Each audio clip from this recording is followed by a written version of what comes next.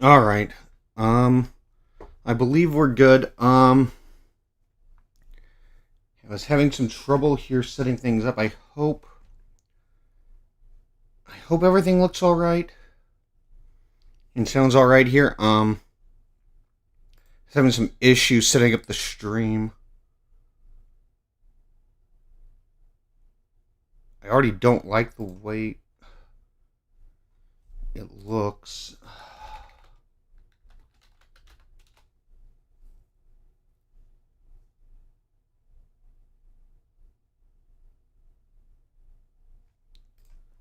I don't know. Let me know if everything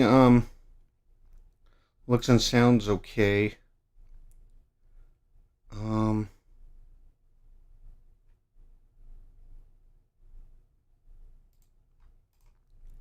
I'm really not liking it.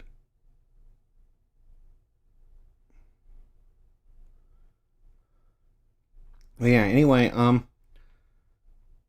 am going to be looking through the anime chart today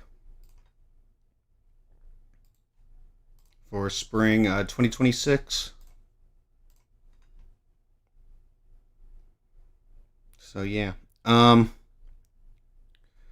I know I'm a bit behind right now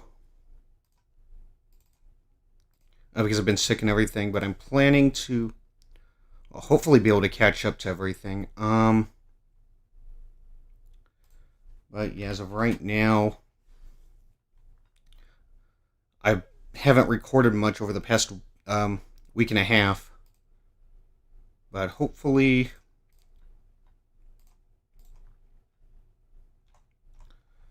I'll be able to catch up before the spring season starts here. Um, but yeah, let's go ahead and see what we got here. Let's see. Got the spring anime chart open here. Yeah. I mean, I do hope everything is going to go right here on the stream. I'm very worried about it. I don't. I was having issues setting up here. I hope everything's all right. Seems like it's fine right now.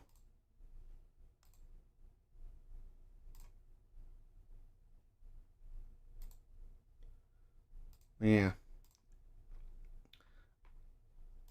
Let's go ahead and get started. I have no idea. I've seen some shows coming out this season, but I'm not sure about everything. This is all this first. Beastars, I need to get back into that because that I know dropped the 12 episodes or whatever that came out. Though I think it's the last 12 there. Yeah. Alright, okay, here we go. Niwatori Fighter. Apparently episode 1's already out. I heard about this though. I didn't realize episode 1 was out. The Rooster Fighter. One of maybe 10 stories, but nothing is bigger than his stout heart and his fearsome battle cry. Cockadoodle doo. Yeah, so I heard about this one. Yeah. Did not realize that it had already started airing. But yeah, I mean, definitely seems interesting. I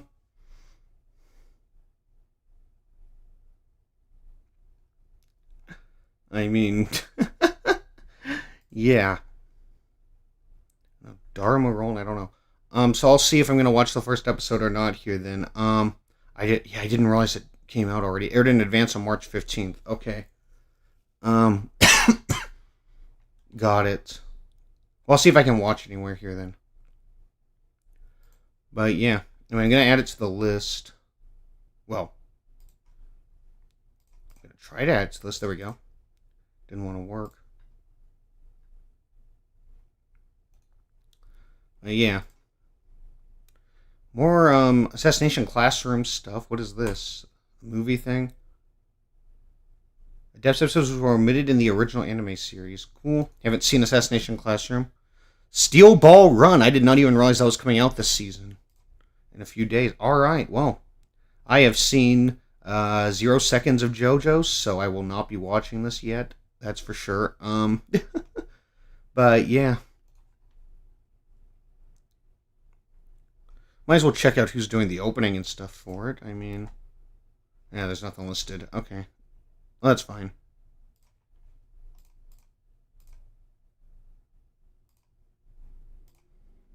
Yeah.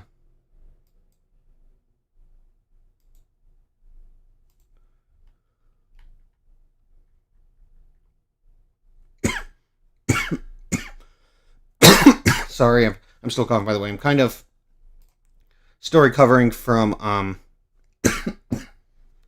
from being sick and everything. It's really just the cough at this point. I'm fine otherwise. Like I feel okay. But this cough is just annoying. Um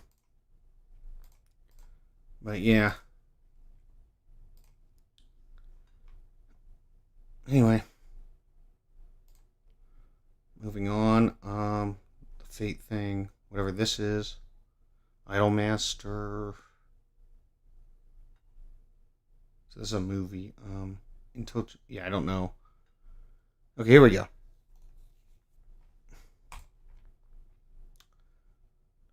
Shunkashuto Daikosha Haru no Mai. Agents of the Four Seasons, Dance of Spring. Alright. Interesting. Ooh. Wit Studio. Alright, hold on. So this is a Wit Studio anime. Winter was once the only season in the world, but such an existence was too lonely to bear, and so it created spring to love. Before long, the earth wished for more time to rest in the cycle, and summer and autumn were born. Okay. So this is about the creation of the seasons and stuff here, I guess. Interesting. Huh. The ones who carry the cycle are called the Agents of the Four Seasons. Hinagiku, the Agent of Spring, disappeared from this land 10 years ago, taking the season of spring with her. Ah. Okay. Now, after incredible hardship, she has returned to restore the cycle to its proper state, and, as in the myth passed down since the dawn of time, she sends her love to winter. Ooh, interesting. So the Agent of Spring disappeared, but then she's returned now. Huh.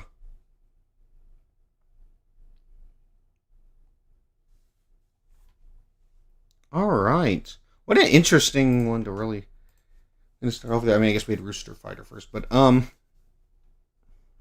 yeah, this feels different.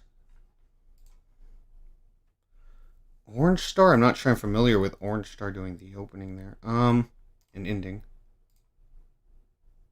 Yeah, no idea who Orange Star is.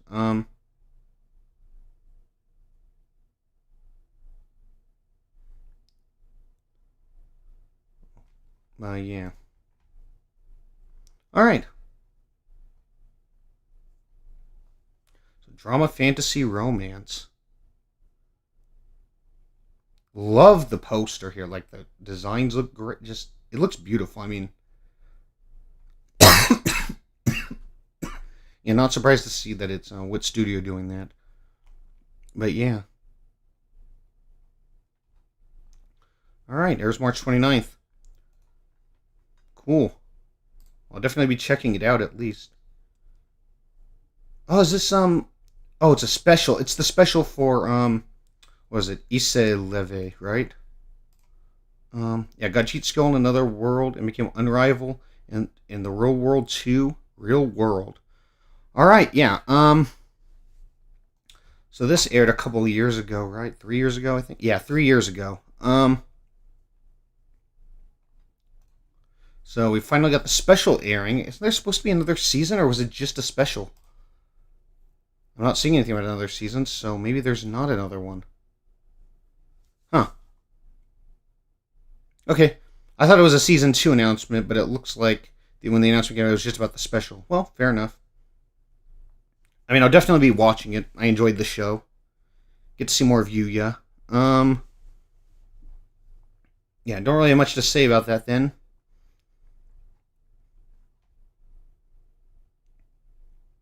But yeah, not a season or anything. But hopefully it'll be a fun watch.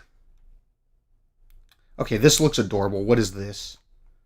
The Food Diary of Miss Maid. Oh my gosh. I already love her. Look at her. She's so adorable. Oh my gosh. What's a maid to do when she finds herself suddenly stuck in Japan for a year?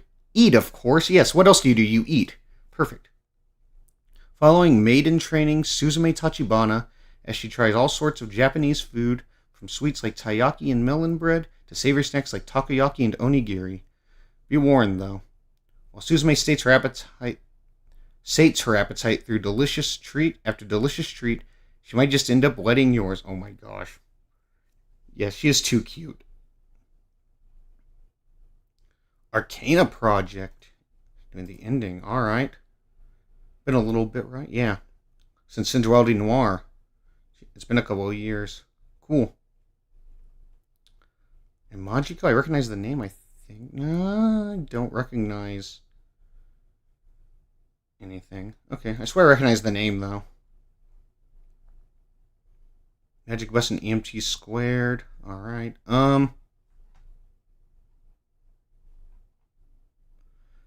Yeah. Okay, I'm looking forward to this one. This one's already going to be one of my favorites. Yeah, I can already tell.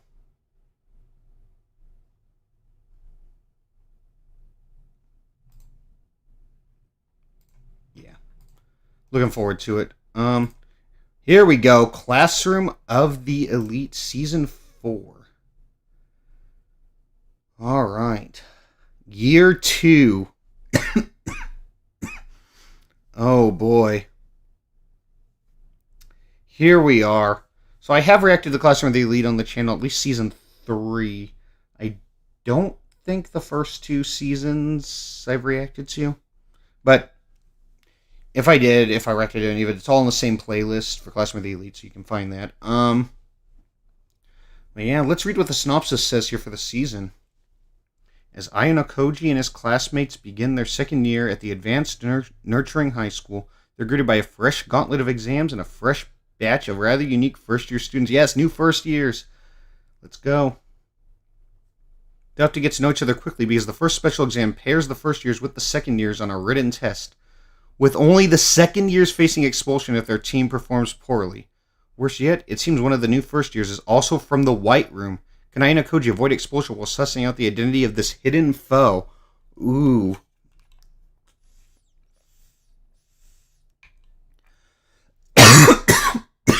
Dang it. Oh, 1 second here.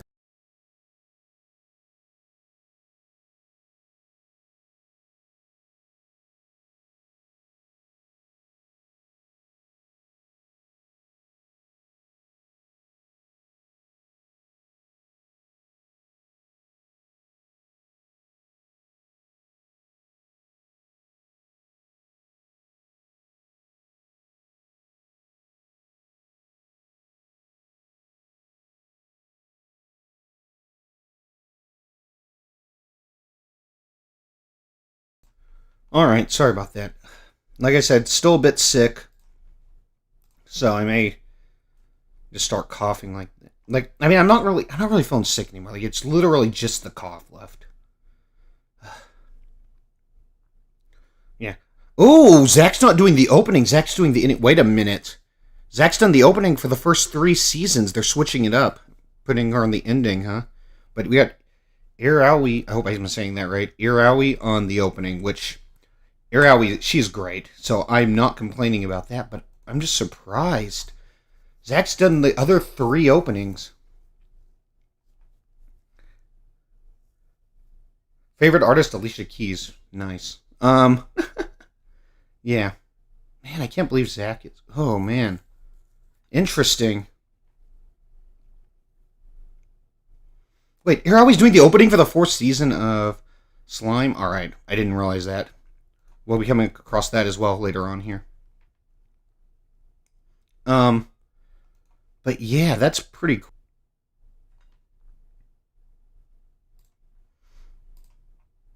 To see how are we doing this. Alright, yeah, obviously looking forward to this one though. Love Classroom of the Elite. Anyway, we got a short anime here. Might as well just take a look at what it is, I suppose. Or not, because my anime list does not want to load. There we go. Um, The Regression of Great Sage Riddle. A young man named Riddle had lost all of his friends and the entire world at the hands of a mysterious organization known as the Box of Malice. Having lost all hope to live, he dwelled in a pit of despair until he has one final revelation. What if he could return to a time before everything ended? And so, after 1,000 years, a deformed Riddle finally manages to reverse time. I'm going to stop them this time. Equipped with 1,000 years of knowledge and experience in his young body, the great sage Riddle's journey to the past now unfolds. Interesting. So it's a short form, but how long are we talking? Okay, 5-minute episodes. I was kind of hoping it would be like 13 minutes or something.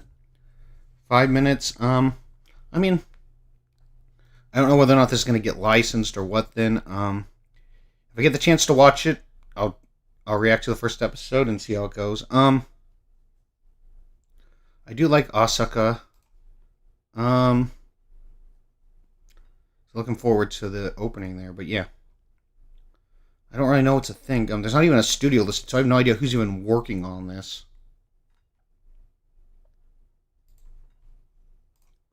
But yeah.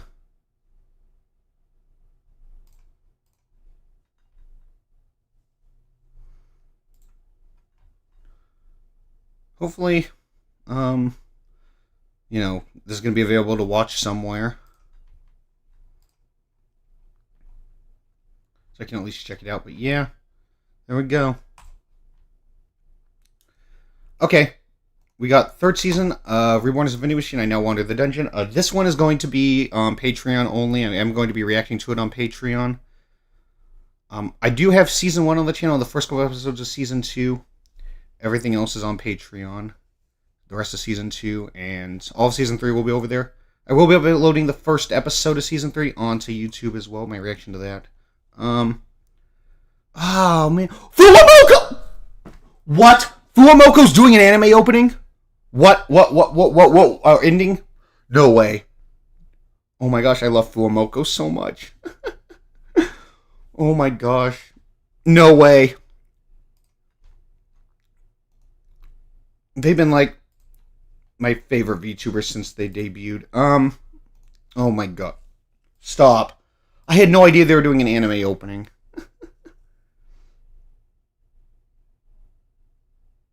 Oh my gosh.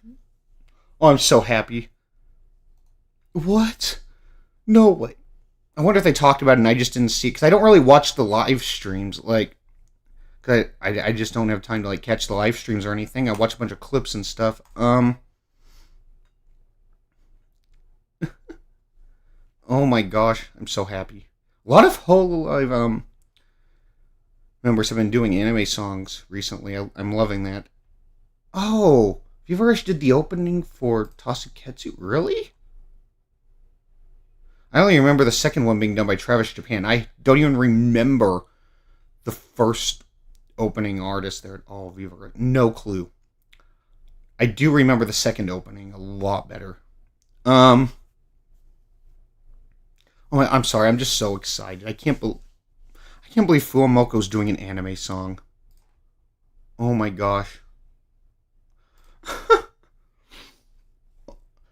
I don't even think I commented on what I was gonna say at first, which was like, oh, they didn't bring Radio back for the opening, but then I saw Fuwamoko's name and just got completely distracted from saying that there. Oh my gosh. Oh, I'm so happy. Fuwawan Mokoko. Oh my. Yes. All right. Already found my favorite ending of the season. I don't care. Yeah, we'll see. There are other artists and everything I love too. Dorohetero's getting a second season since when? I have heard absolutely nothing about that getting a sequel. Okay, we'll get to that in a second. The strongest job is apparently not a hero or a sage, but an appraiser. Provisional. I feel like I've seen this before. Like, something about with my appraisals. What is it?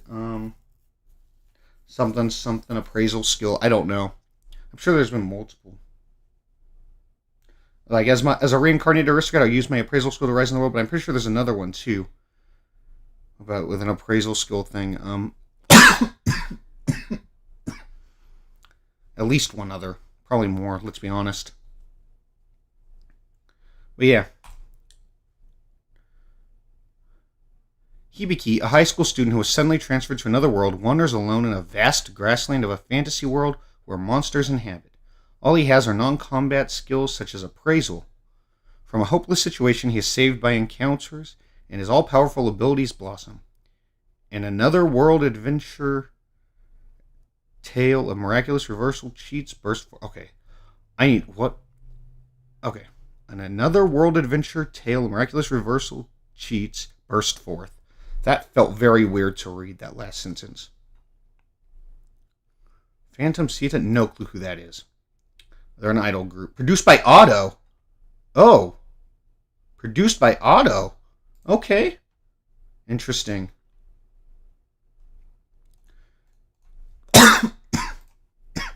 Ryushin, I'm not familiar with. Did the opening for Necronomicon. Okay, that was a pretty good opening. I remember that. I watched like one episode of the show, I think, but yeah, no, that was a good opening. I can't lie.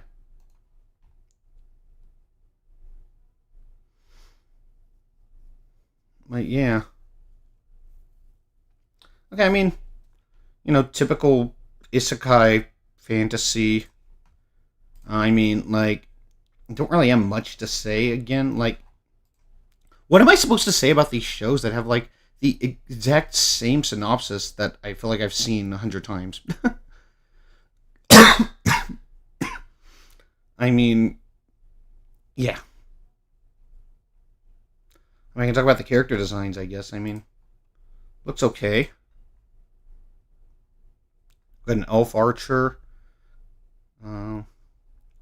Gotta have your little animal companion, right? Adorable.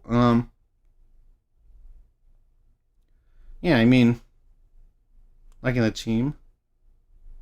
Got a beast man back there. Was he a wolf man? What is he holding? I can't see it behind the thing. I wanted to say spear, but is it like an axe or something? That it doesn't look like an axe though. It's too. What is that? I can't see. There's something on the tip back there, but I can't see it behind the title.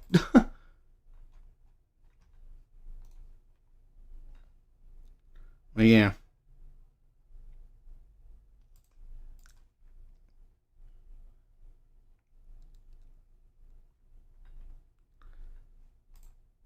Anyway,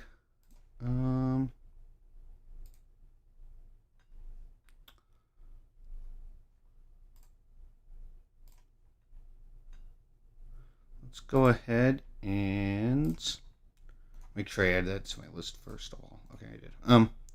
Yeah, Dorohedoro. Haven't seen season 1. We had no idea I was getting a season 2. Literally, I swear I've heard absolutely nothing about this. No Name's back. Doing the opening ending stuff. And doing the music for the show. Yeah, so they're just kind of doing all the music stuff, it looks like. Cool. I do remember hearing parts of the opening and endings. They sounded good.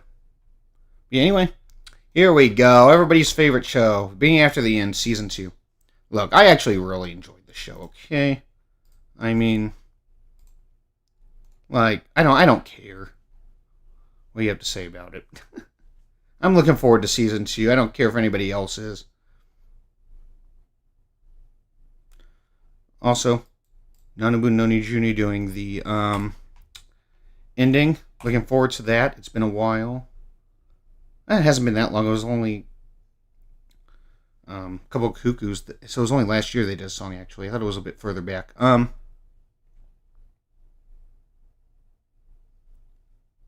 yeah. Looking forward to them. They're great. Also, Six Lounge is great. Can't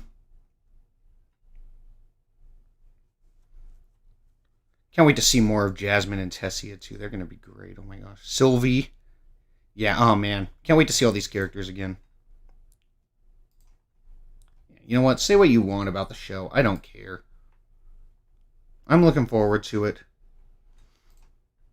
And if people aren't gonna watch it on the reactions on YouTube, I will just put it onto Patreon. But either way, looking forward to watching it.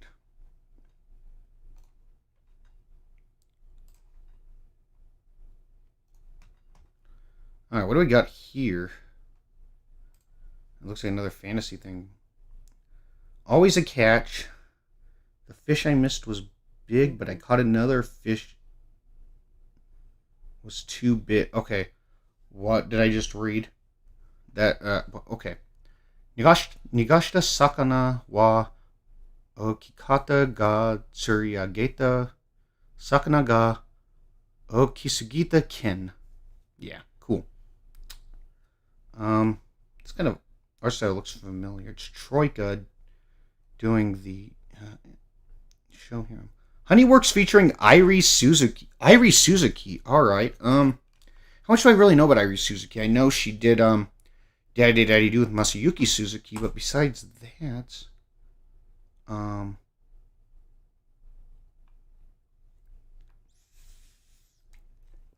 she also did the ending for Ultra Romantic. All right. And ending for First Kiss. Oh, she was on the opening for Sorry to Tell You with Masayoshi Oishi as well. I completely forgot about that. I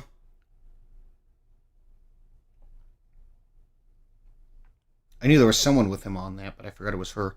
And then Yoshino's doing the ending. Yoshino is great.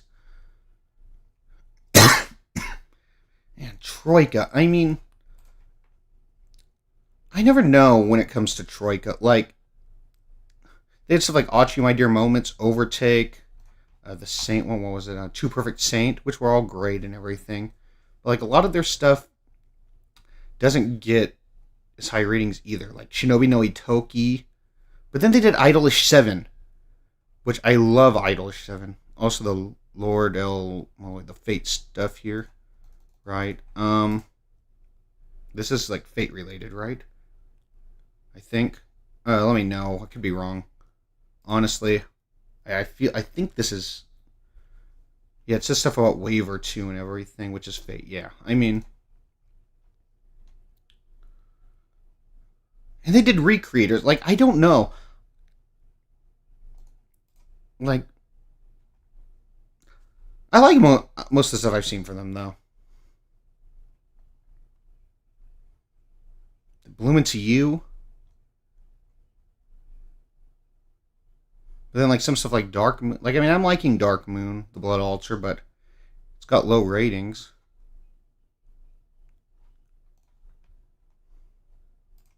I don't know, I mean, I'm liking the way it looks here, though. The protagonist here looks so adorable. Oh my gosh. I'm assuming she's the protagonist, at least. The flowers around there. And I'm guessing this is a love interest. Some kind of prince or something, maybe. Oh, yeah, well, I don't know. Let's read the synopsis since I forgot to do that before I started looking at everything here. Maria, the daughter of a duke, grew up believing she would one day inherit her father's dukedom. Accordingly, she focused her attentions on honing her martial arts prowess, while thoughts of marriage fell by the wayside. But the arrival of a baby brother in her family means she's losing her role as heir. Now that she's Decided it's time to marry after all. She's arrived a little late to the game. Are there even any eligible bachelors left? I see. So, So she wasn't planning to get married or anything, right? She was going to just inherit the dukedom and then focus on martial arts. But now, the brother's going to take over, her baby brother. So, she's going to try to get married, but yeah, who's left, right? Well, let's see. Upon going to study abroad in a neighboring country, where she might still stand a chance at getting hitched, she's bewildered when the crown prince there declares before all that his engagement to her is null and void. Wait, what what engagement? Now we're annulling engagements that we didn't even know existed. What did she even do to deserve that? Is this prince supposed to be in a villainous anime or something here? What is going on? Apparently he's mistaken her for the wrong girl. Once that's all cleared up and he catches sight of her knocking out a whole pack of bandits, it turns out that this prince may have a thing for ass-kicking young ladies after all. Alright, he has good taste. Wait, who did he think she was? Try to break off the engagement when there was no engagement to her. I mean, obviously, he thought that she was his fiancée. I guess they look similar or something. I don't know.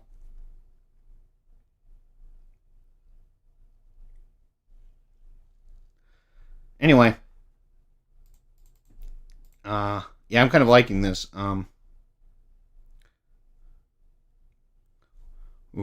Hopefully she's similar to Scarlet Elvendimion, though. Ganbare Nakamura-kun. Okay, I think I've heard about this. Because is this a bit of...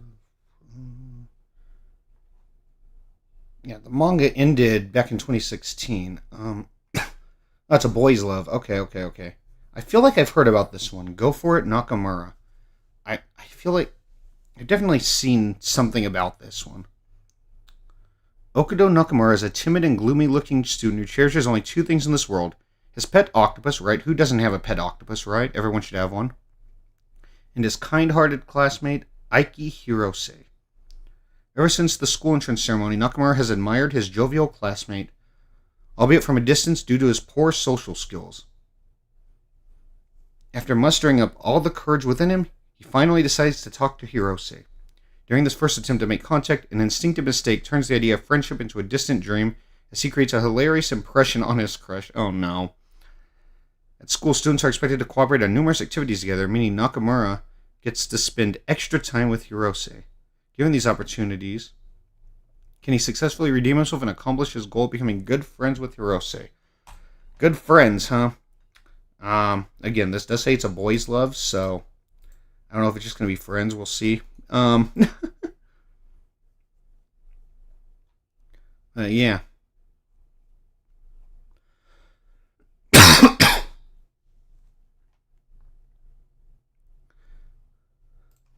Definitely going to check it out. But yeah. Look at this picture. Looking pretty cool there, Nakamura.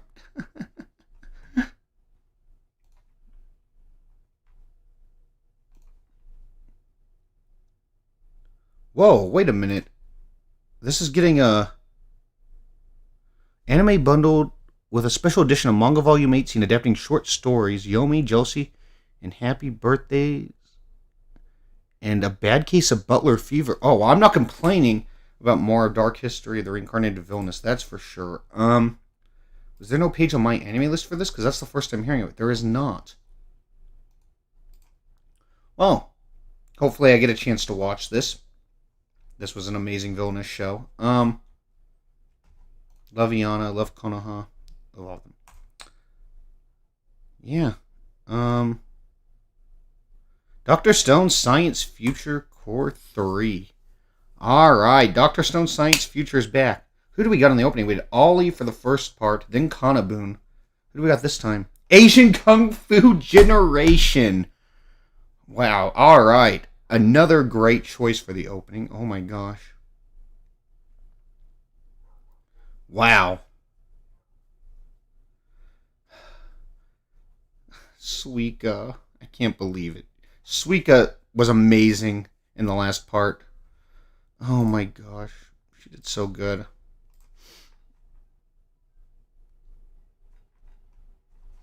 But yeah.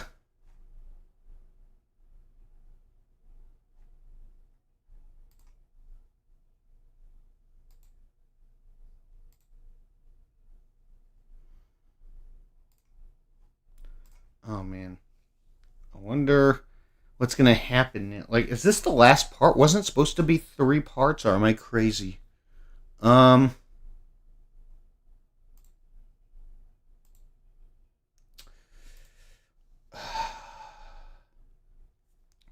is this the final part?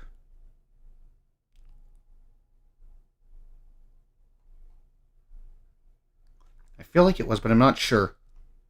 It doesn't say on here, but anyway, looking forward to it, obviously. I might have heard of this one. The Ramparts of Ice. No, that English title doesn't sound familiar. Maybe I'm just thinking of that because of Ice Guy and his cool female colleague.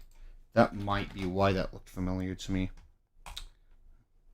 Because it starts with the same word. No idea what this is, but it is another romance. Love Polygon. Alright, let's see. Inept at dealing with people, Koyuki Hikawa maintains a wall between herself and others. She spends her time in high school away from others, all alone. At least until she encounters Minato Amamiya, who keeps closing the distance between them for some reason. The aloof Koyuki, the popular Miki, the boundaryless Minato, and the easygoing and kind basketball team member Yota. This is the story of these somewhat complicated four and their tantalizing, bumbling youth. Alright, well, hope all the romance stuff works out in this one, you know? There's 4 of them here. Hopefully everything goes well. So it seems like Koyuki and Minato are supposed to be like the main couple of them based on the synopsis here, and then Yota and Miki will be together, but it is a love polygon. So it's not going to be that simple, but Novel Bright, yes. Oh, Novel Bright is so good. I don't think I've heard Novel Bright do anything since Sign of Affection. No, they definitely did something else. They definitely, but I don't think it was a show I watched. No, nothing since Sign of Affection. Never mind. Yeah. Oh, believe it or not, I've actually, seen all the songs they've done for anime then, because I did see the opening for Blue Orchestra too, even though I haven't watched it at all, any of the episodes.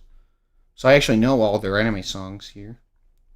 Polka Dot Stingray I recognize. What do I know them from? What did they do? I think yeah, this one. This is the one I was thinking of. I Have a Crush at Work. They did the opening for that. That was pretty good. They did ending 1 for Chain Soldier Season 2, which I was not aware of. Did they do? Wait, oh, maybe not performance. Did they do arrangement? Okay, that makes more sense. I thought I didn't recognize their name on there at all. So yeah, looking forward to having them back.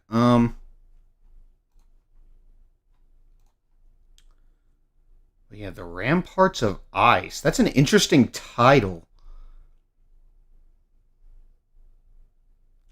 Huh. I mean, it seems cool though. We get a better look at the character designs. Yeah. She seems adorable on the back there.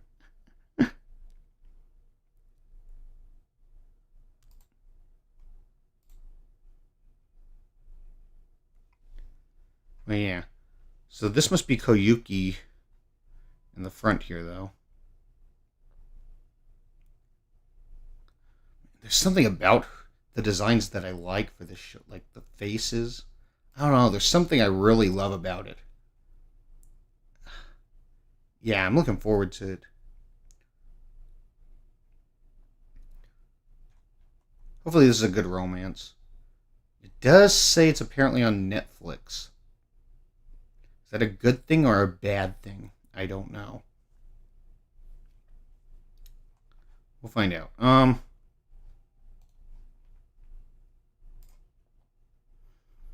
Yeah, Curio Fan Club. No idea what this is at all. I have absolutely no clue. Is Curio like a character, and we're gonna follow like a fan club for him or something? Miyoshi Aimi and Nami Somitani are two high school girls who have to find themselves talking about a boy in their class, Curio. That's exactly what it is. This boy in front here is Curio. That's what I thought when I saw the poster. This lighthearted romantic comedy follows the daily lives of these two friends and rivals on a journey that, for now, seems to be heading everywhere but love. Yeah, I figured when you said it was a romantic comedy, but it didn't have the romance tag. Let's see, does the manga? No. A romantic comedy that doesn't have the romance tag. Great. Now look at this guy. Doesn't he look great? They really went all in on the details for his design there. Are we even going to get to see his eyes or anything?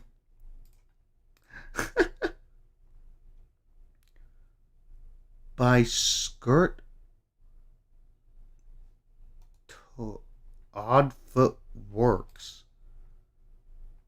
I have no idea.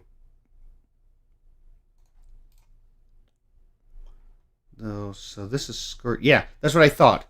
I was thinking of Skirt and Pumpy. So this is the person that did the Odd Taxi opening. So I'm not crazy about that, but I have no clue. Anyway, Odd Footworks. That's an interesting name for sure. Look at that picture.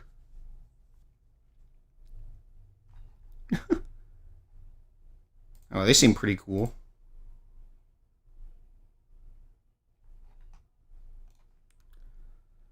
And then Akko's doing the ending, I guess? Yeah.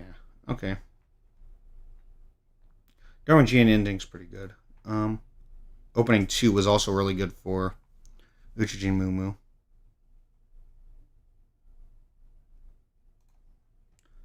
So these are our two girls in the fan club here. Nice. I'm liking the look of Nami. Yeah, Odd Footworks. That interesting name for sure. Or is it ODD Footworks? I don't know. Because it's all capital. Is it odd because of Odd Taxi? Because, again, Skirt did that. I don't know. Anyway.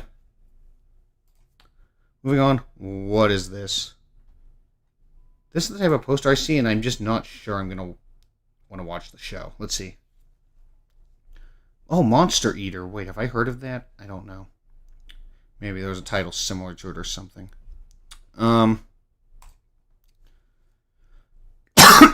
There's something about this poster. I don't know. Huh. Anyway, nobody wants Grubby Forager Rudd on their adventuring team. His nickname and his stench come from his constant treks into the noxious labyrinth to gather medicinal herbs, a job he survives only thanks to his status immunity skill. When he's finally recruited as a party porter, things seem to be looking up, until a deadly dungeon monster appears and his fake allies use him as bait before abandoning him. Where have I heard that one before?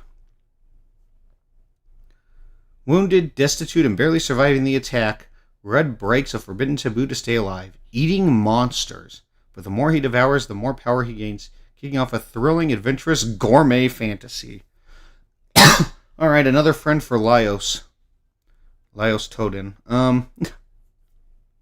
Definitely, I thought I recognized the name. Yeah, I do. Opening for Sword the Demon Hunter. Okay. Don't know who Nina is. But I recognize Nina. Yeah, okay. So another one with the party where he gets like betrayed by them and stuff. Of course. I mean, at least this one's not an isekai, so that's something.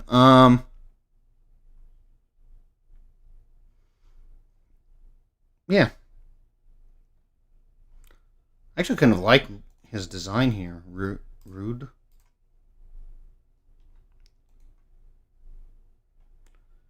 Meanwhile, Alicia, yeah, she looks nice. I want to see more of her. Looks like she's an elf.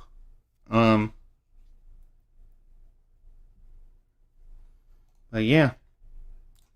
So we got next Haibara. What was it? Haibara-kun no Tsuyokute Seishu New Game. Haibara's Teenage New Game Plus. Right. I remember hearing about this because the new game part of the title stood out to me. But I don't think I've read anything about it.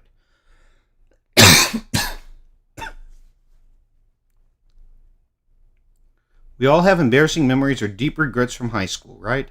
Socially anxious college senior Natsuki Haibara sure does. When he thinks back on that time of his life, all he has are fleeting fantasies of a happy adolescence that could have been. Imagine his bewilderment and surprise then when he inexplicably finds himself 7 years in the past, 1 month before his first year of high school. Can Haibara avoid his previous mistakes, make his way to the top of the school social pyramid, and end up with the girl of his dreams? Or will he be forced to relive 3 years of solitude as the most hated guy in school? He'll need all help he can get in order to succeed, from a workout regimen to online how-to guides. A childhood friend, and plenty of sheer willpower. Watch as Haibara takes a second shot at his teenage years. Hey, prosperous King Florent. Oh, it doesn't even have the genres. Okay, Need a Girl Overdose. That is the one based on, what is it, that game, right? Was it Needy Streamer Overload or something like that? I remember hearing about that one. I am excited for that one. Even though I don't know anything about the game. How does it... I had some trouble when I was setting up the stream, by the way. How does everything look and sound? Because OBS was telling me I was having some problems. YouTube Studio was telling me I was having some problems. Yeah, Needy Streamer Overload. Okay, that's what I thought.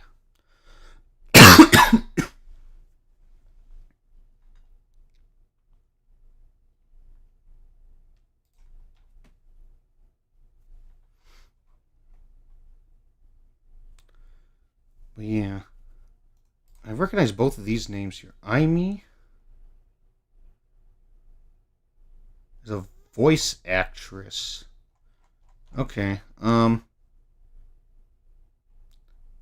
song for Temple Helk. Hasn't done a song since The Banished Former Hero Lives As He Pleases. And then the opening is done by Ami Maishima. I definitely recognize another VA. Yeah. Awkward Senpai, didn't finish watching that. Even though I thought it was really good. Everything seems to be fine. Screen is a little fuzzy when it comes to the text, but I can see and hear everything. See, actually, I'm looking at my... It even looks fuzzy in OBS here, which...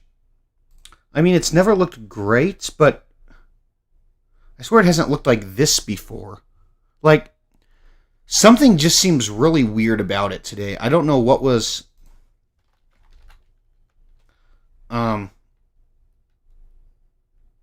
going on with that. Like...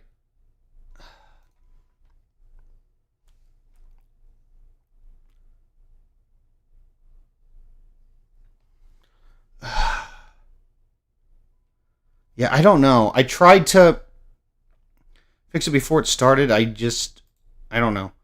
I mean, it looks better than it did before I started going live, because I was like, it was really bad before I actually started the stream. Like, this still looks way better.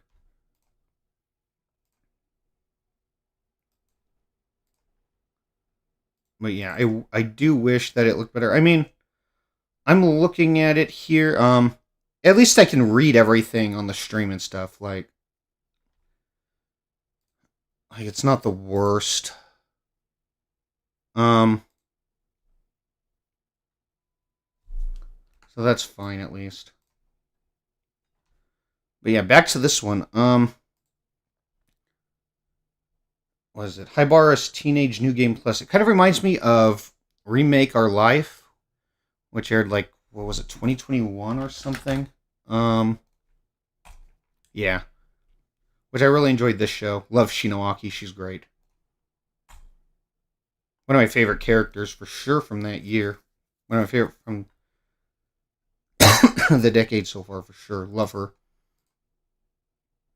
Um, but yeah, this is already in my list, right? Let me refresh the page. Okay. So yeah. Anyway, welcome to the stream. Thanks for watching. Prosperous King Florent. But yeah. I haven't gone to Needy. What was it again? Needy Girl Overdose. I haven't gone to that one yet. On here, so I'm still going to be talking about that. But right now, oh yes, The Angel Next Door Spoils Me Run Season 2. Mahiru. I love Mahiru so much. Is Masayoshi Oishi back? He is back! Masayoshi Oishi's back for the opening. Oh my gosh, he has to be one of my favorite opening artists. Like, definitely has to be my favorite male anime opening artist. Like, for sure. He is so good. It's either him or Masayuki Suzuki. One of those two. They are both great.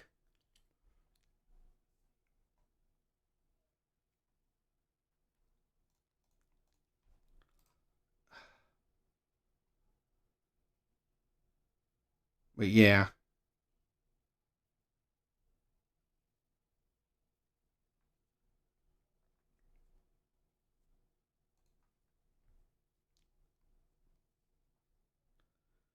Project number 9's doing it again. Not surprising. Yeah, this is just a cute romance for sure.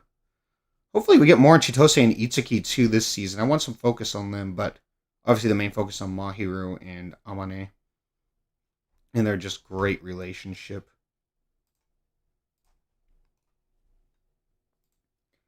Man, more sequels. That time I got Recon says I'm right. I came across this before I knew it was coming out this season. And yeah. Oh, I'm just looking at it. Look at this poster. Oh my gosh. Oh my gosh, this looks so good. What's her name? Oh my gosh. Dang it. It's been a while since I've seen season 3. What is her name? Maribel, right? That's her, isn't it? Pretty sure. Correct me if I'm wrong. But yeah. And then, oh my gosh, yes. Of course, we're going to get more of Yuki, too. I mean, you can see him back there.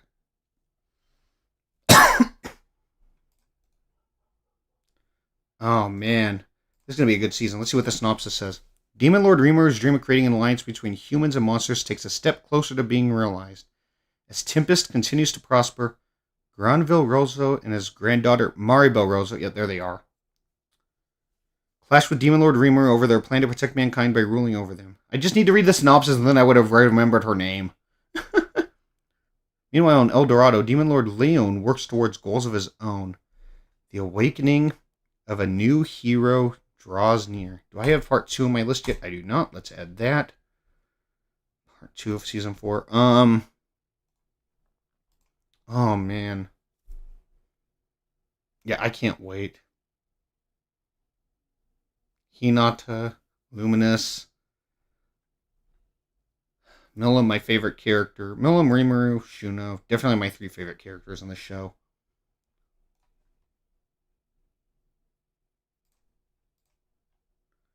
Air Aoi, another Air Aoi song. That's 2 this season. All right. It feels like I haven't seen her do anything for a bit. She hasn't done anything since 2022, and she's going back with 2 this season. Jeez, I knew I hadn't seen her name in a while for anime stuff, but since 2022, it's been 4 years.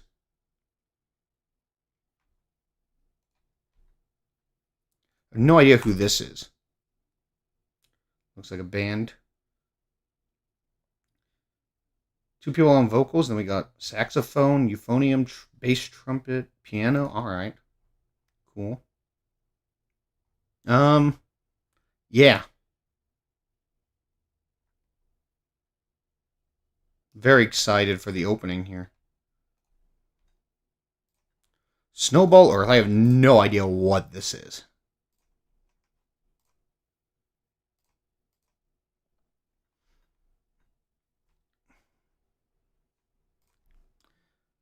Yukio was destroyed in battle, and Tetsuo survived in an escape pod. After 8 years in cold sleep, the escape pod finally lands back on Earth.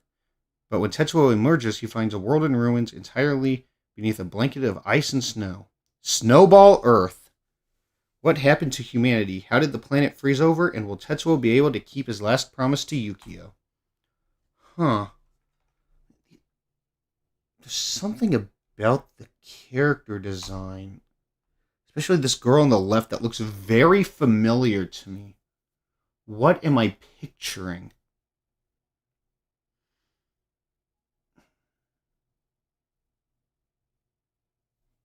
Like, there's something that just feels so familiar. I don't know. I can't place it. There's a character I'm thinking of, a very specific character I know there is. The white-haired girl. Um,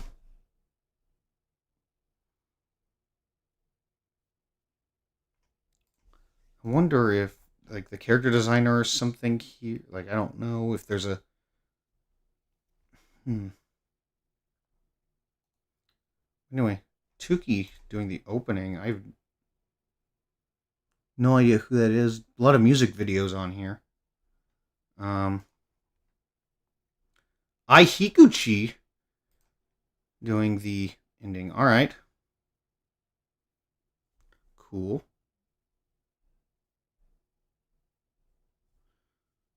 First anime song performance since Attack on Titan ending 7. Or was it ending 7? Wait, what ending was it? No. Whatever ending this was. What ending was this?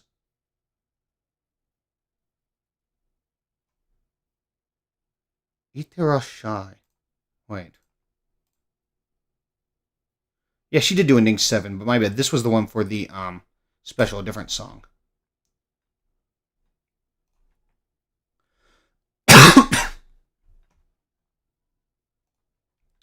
But yeah. Too many Attack on Titan final season things.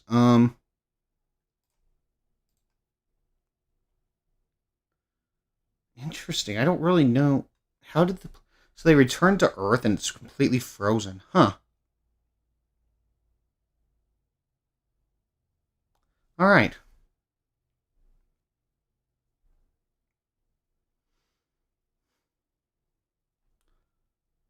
So, yeah, this is going to be an interesting one. So we got a mecha. Not sure how much attention this one's going to get. This doesn't feel like one that's going to get a lot of attention. Like, I just say though, like, I don't mind the character designs; they look pretty cool. Yeah, I don't know.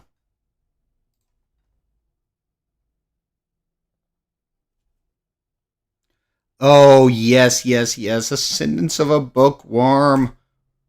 Mine, mine is back. Oh, I opened up the wrong page.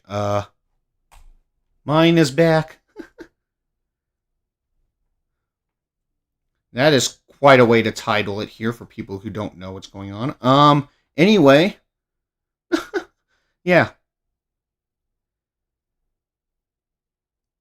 Scout is here now. Hello. Welcome to the stream.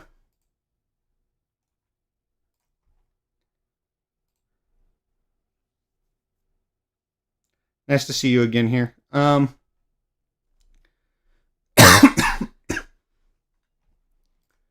Yeah. I'm so happy Ascendance of a Bookworm is back.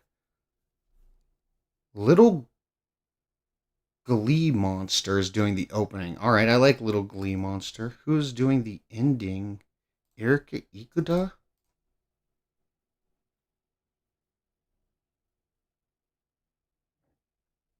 First generation member Nogizaka 46. Okay. The idol group, the like large idol group. Yeah. Rival of AKB48. Yeah. Just marathon through K-On! For the first time the last 2 weeks. I loved it. I need to watch K-On! I haven't seen it yet, but I know I'll love it.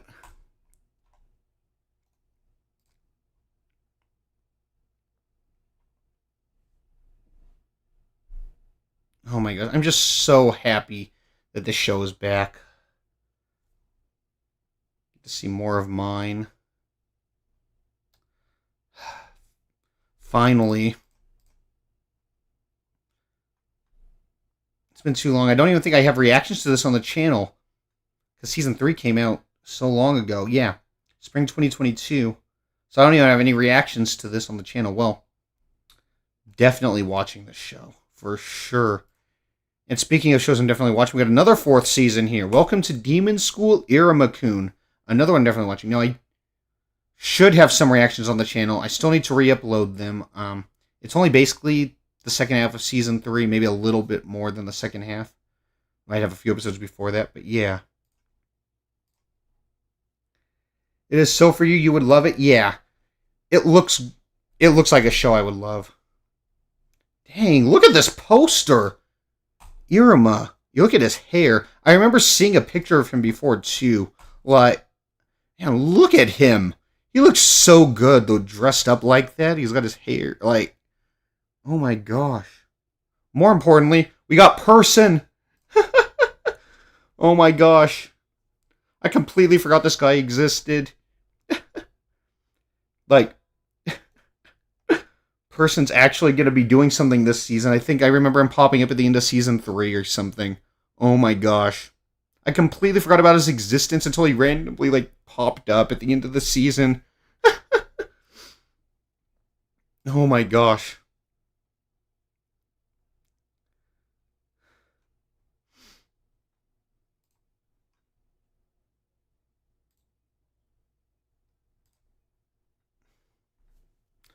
But yeah,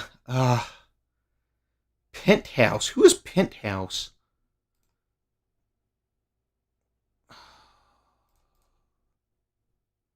They did a Digimon Ghost game ending, I guess. No idea. Okay. Anyway, Bandai Namco is doing it. Did they do the other seasons? It sounds like they might have. Yeah, they did. Okay. That's what I thought. Well. Oh, here we go. Akane Banashi. This is one I've known about for a little bit here. Yeah. This is one I've been waiting on for sure. It's a Rakugo one. I have seen at least one Rakugo focused show. But yeah. Rakugo, a traditional form of storytelling, takes years for any apprentice to master and ascend to the top rank of Shinichi.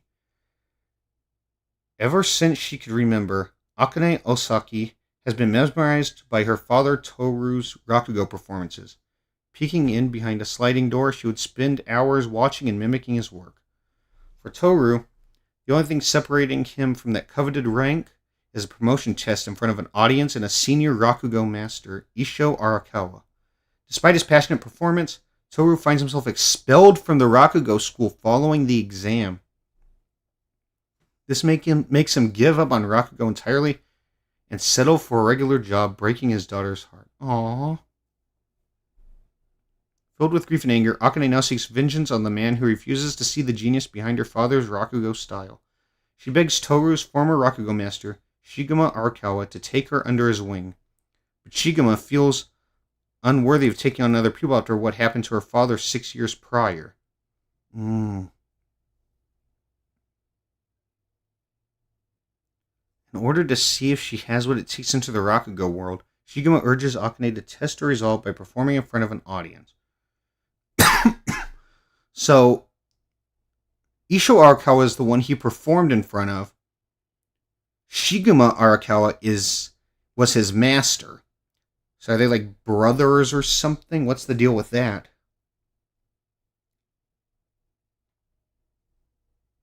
Like a father and son or something? I think you muted. I haven't hit any.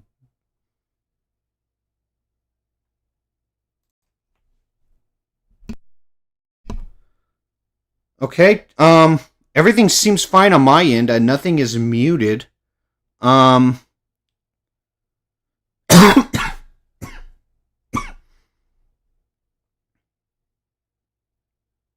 me know if you can hear me.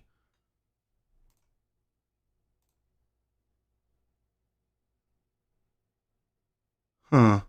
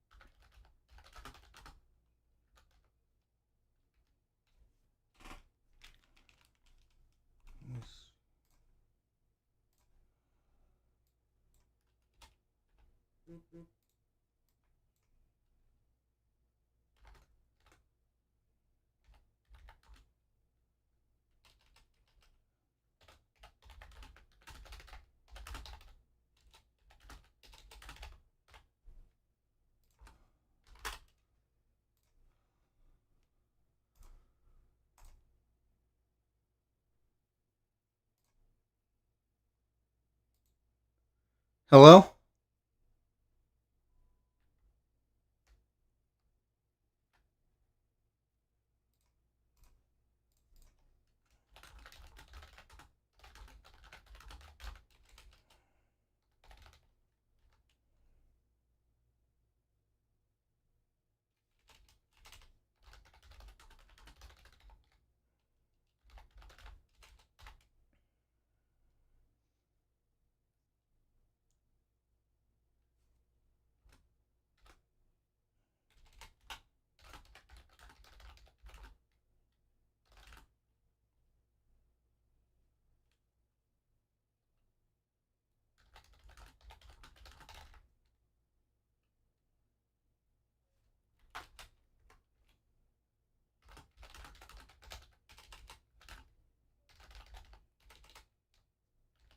Can you hear me now?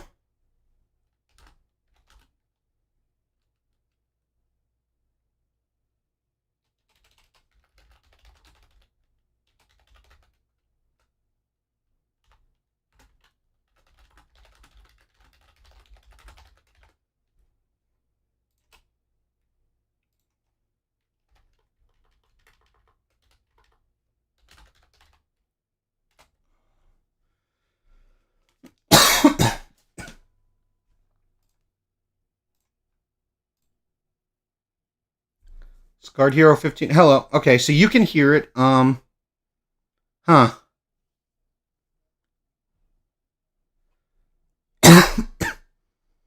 Prosperous King Flora, are you still here? Can you hear everything?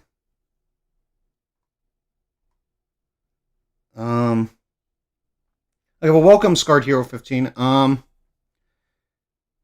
Yeah, I don't know. Everything seems fine on my end. Nothing's muted. So I don't know if something else is going on.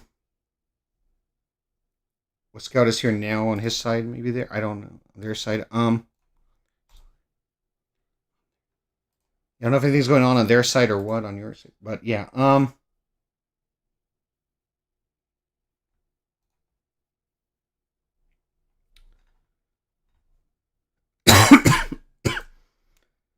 Yeah, sorry if I'm still coughing. I'm just recovering from being sick and everything for the past couple weeks. Yeah, anyway. Keisuke Kuwata.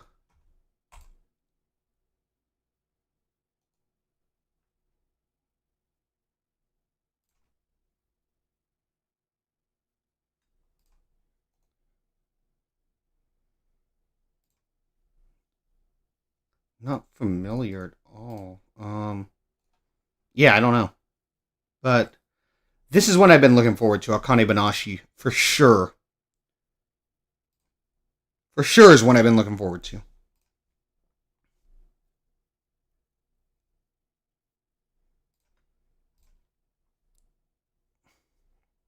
I love the character designs. Like, Akane looks so good. Such a great design. Like, oh my gosh. Yeah. Oh my god, it looks so good. Yeah, I'm looking forward to this one.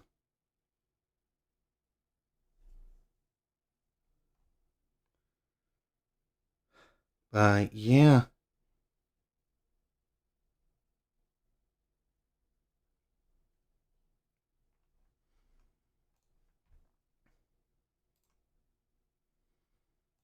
Yomi no Tsugai.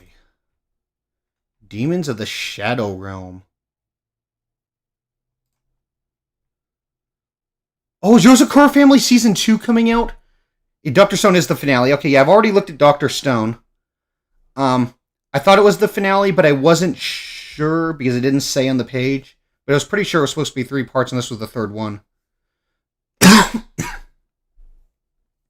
I didn't realize Yozakura Family Season 2 was coming out. Oh, yes.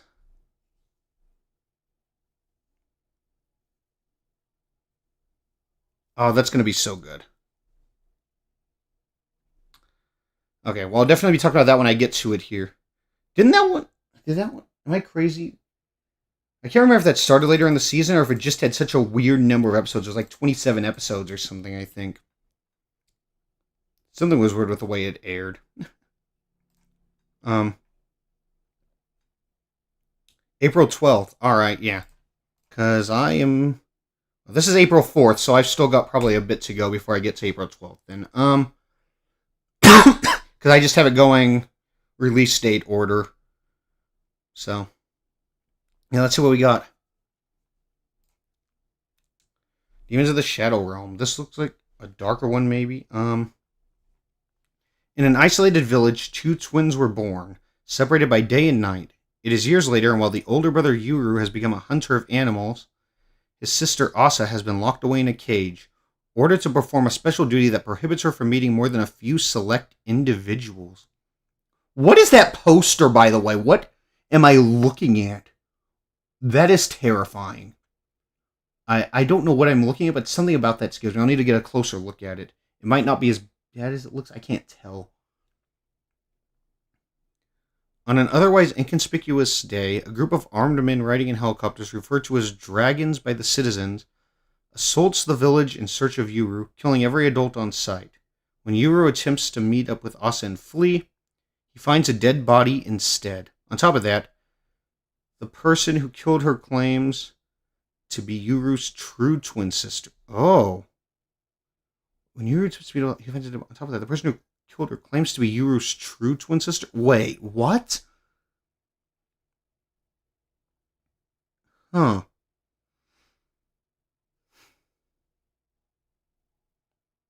Interesting. Before the woman can capture him, Yuru is rescued by a man named Dara.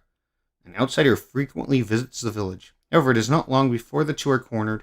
In a last-ditch effort, Dara makes Yuru give a gift to the deity of the village, summoning a pair of demons whose existence is bound to reveal the truth behind these chaotic events.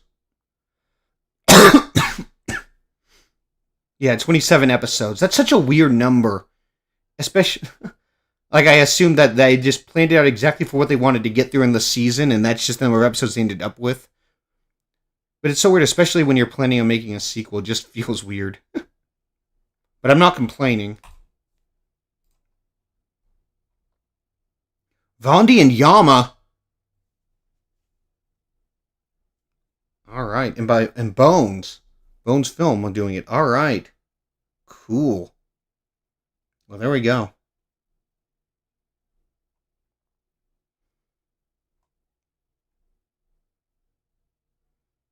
Expecting some good songs from this one then. Yeah, I want to get a closer look at this image here because I don't. What is this? Something. I don't like those teeth at the top.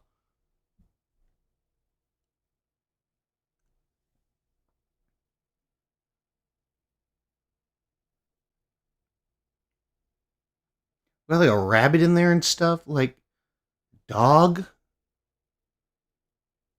Is that a turtle or a tortoise or whatever? Like, was that a tanuki or something? Like, there's so many animals mixed in there. I don't know what I'm looking at. And what is this at the bottom with the eye here? Like, there's some eye and teeth there, but I can't tell what it is. Yeah, I don't know.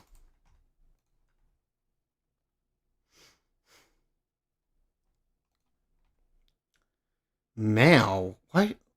Have I heard of this one or not? I don't think so. Yeah, I don't think I have. Mao. Nanoka passes through a portal into the Taisho era, where Exorcist Mao reluctantly rescues her from the jaws of a grotesque yokai. When Nanoka gets back to the present, she discovers she has some new, incredible abilities. She returns to the past looking for answers, only to get caught up in Mao's investigation of a series of gruesome murders. As her questions about herself multiply, Nanoka learns that Mao is cursed by a cat demon named Byoki, and so is his sword. If anyone but Mao attempts to wield it, they are doomed. But when Mao's life is in jeopardy, Nanoka picks up his blade and swings. Alright.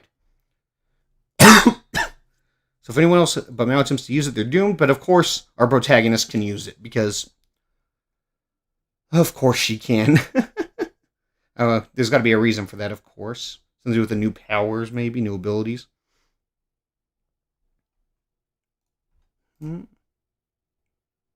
Alright. Who is... I knew this art style looked familiar. I have heard of it. I knew I recognized that art style. I knew it. I'm not crazy. Okay. Yes. Oh, from the Full Metal Alchemist, but yeah. I know Rumiko Takahashi, though.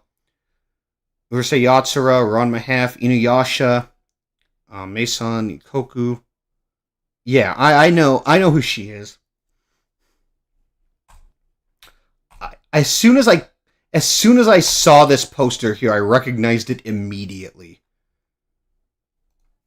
I saw like the cover there, like the not poster, like the cover here for the first volume or whatever, I guess. Oh my gosh, yes.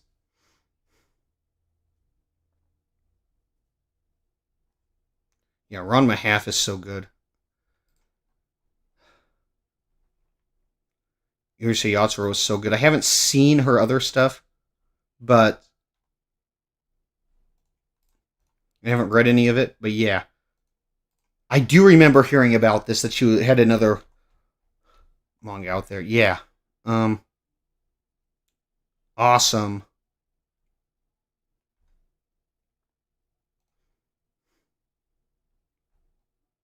I mean, this is a must-watch, right?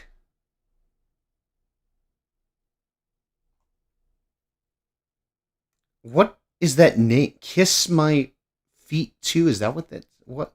FT2? What is that? What is that name?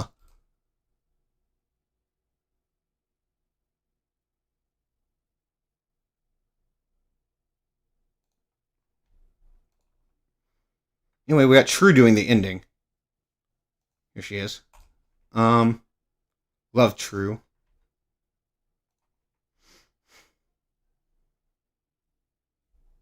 Oh, Sunrise. Alright, it's a Sunrise anime. Cool. Anyway, which one was the FMA one? Was that the Yomi no Tsugai? Is that the one you said was FMA? Oh, Hiromu Arakawa. Yeah, I definitely recognize that name. Yeah. Okay. Here we go. Needy Girl Overdose. Now, this is one I've obviously heard about. Yeah, I heard the synopsis on Mal wasn't that great there from Prosperous King Florent. Um, but yeah, I'm gonna read the synopsis here. See what we got. I don't actually know anything about the game, a Needy Streamer Overload, but I am kind of excited to watch this one here. Needy Girl Overdose is a multi-ending adventure depicting daily life with OMG Kawaii Angel-chan. You're gonna make me read that again too. Great. A young girl with a rather extreme need for approval, attempting to become the number one internet angel streamer. Gradually build up OMG Kawaii Angel-chan's number of followers as she spends her day streaming using various stress relievers, and generally being kinda messed up. Experience all the different crazy ups and downs and find out for yourself whether this story is even capable of a happy ending. OMG Kawaii Angel-chan. I have to say, she does look so cute. Like, I mean, like... But yeah, I say I don't know anything. That's not entirely true. I do know a bit. I've seen images. Like, I'm not... Like, I've seen images from it and stuff. From Needy Streamer Overload, but... Yeah. Of course she's doing the opening. Because why wouldn't she be? Who's voicing her? We don't even have a voice. I don't even know who's voicing OMG Kawaii Angel. Like, at all. So I have no idea who's singing the opening. No, that's fine. Anyway, Tachi Kitani doing the ending. I never... No. Man, Tachi Kitani. Love some of his songs. I don't like some of his other ones, though. Like Udon Deities is one of my favorite openings of all time. Udon Deities, No Only Peace. Like, I'm not a huge fan of, like, the Jujutsu Kaisen or Go-Go Loser Ranger openings that he did. The Oshinoko one is pretty good. He didn't do that one alone. What was that? That was the opening 2.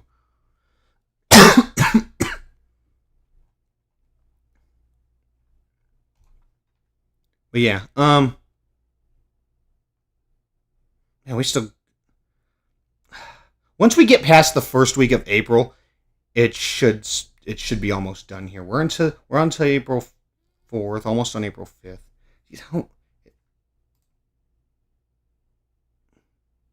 Okay, April 4th is a Saturday. It had to be a Saturday with the number of shows coming out on that day. If it wasn't a Saturday, I would have been surprised.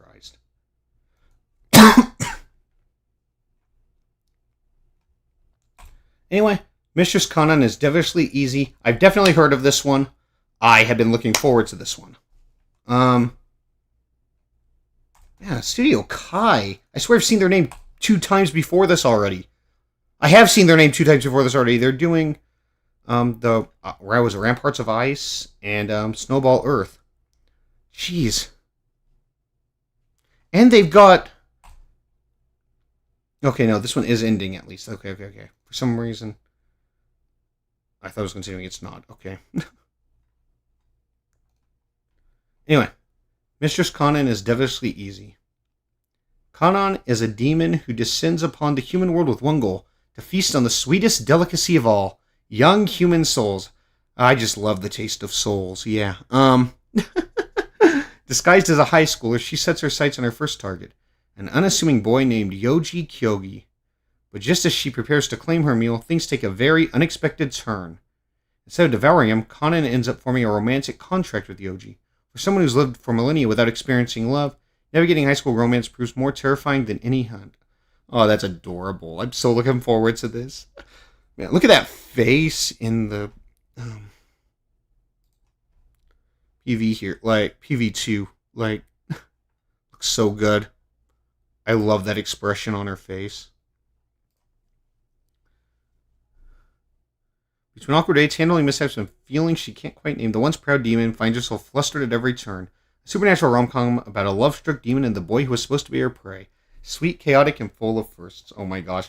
I already love this show, and I haven't even watched it, and I already want to just put it as a 10 out of 10. I haven't even started watching a single thing. I have no idea who this is. It's a band. Okay. Yeah, cool. Algeria High School, is that the school they're attending? Is it like the cast or something? Or is that like an actual group name? No, it's an actual group name on here. No idea. Okay. And Aoi Koga is voicing Kana. Yes.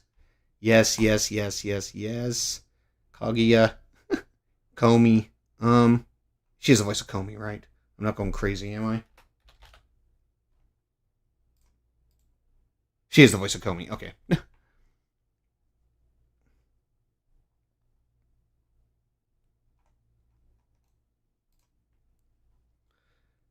Yeah. Oh my gosh, Conan just looks so cute. I swear. Wow, those are some good pictures. Anyway, I have to say I like her character design as well. I'm not gonna read anything. There's a spoiler thing there. Look at that face. Oh my gosh, she is a troublemaker. Oh yeah, yeah, she is a troublemaker.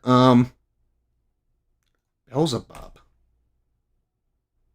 Why do I feel like I've seen this thing in a different anime? That head. I don't know, but what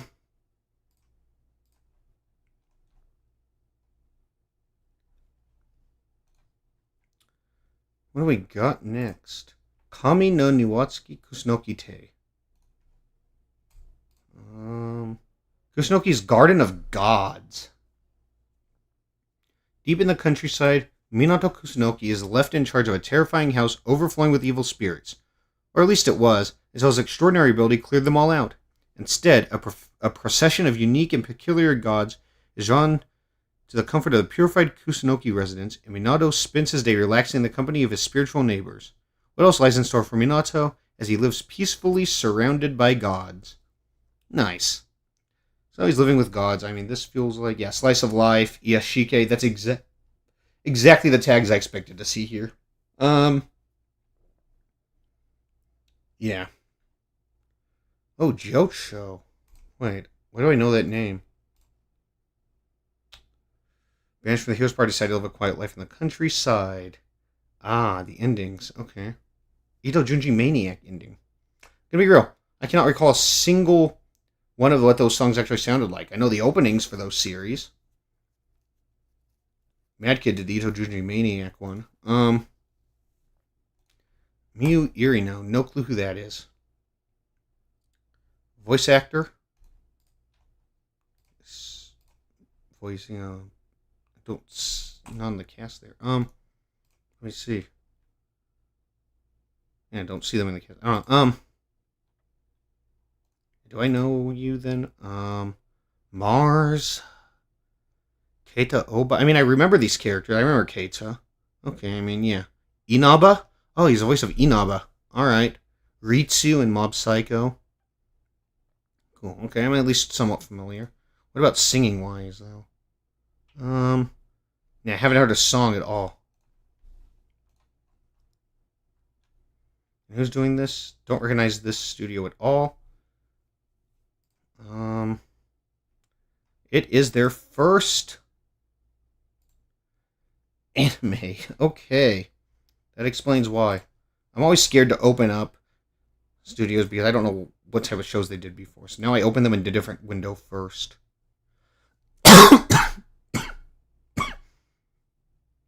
But yeah. First anime. Studio established less than 6 years ago. Well, we'll see how it goes. I mean, yeah, like, we'll see.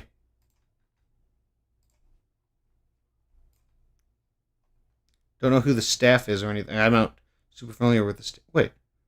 Galileo Galilei is doing the arrangement for one of the either the opening or ending. That's pretty cool. All right. Anyway, apparently Ace of Diamond is back. I had no. I thought Ace of like since when? When did this start airing again? No wonder why I haven't heard anything about it, because it last aired in March 1st, 2020, and I first really started watching seasonal anime winter 2020, but I only watched a few that season, and then I started watching more in spring, which this was no longer airing at that point. No wonder why I didn't know it was still a thing that would get another season. All right.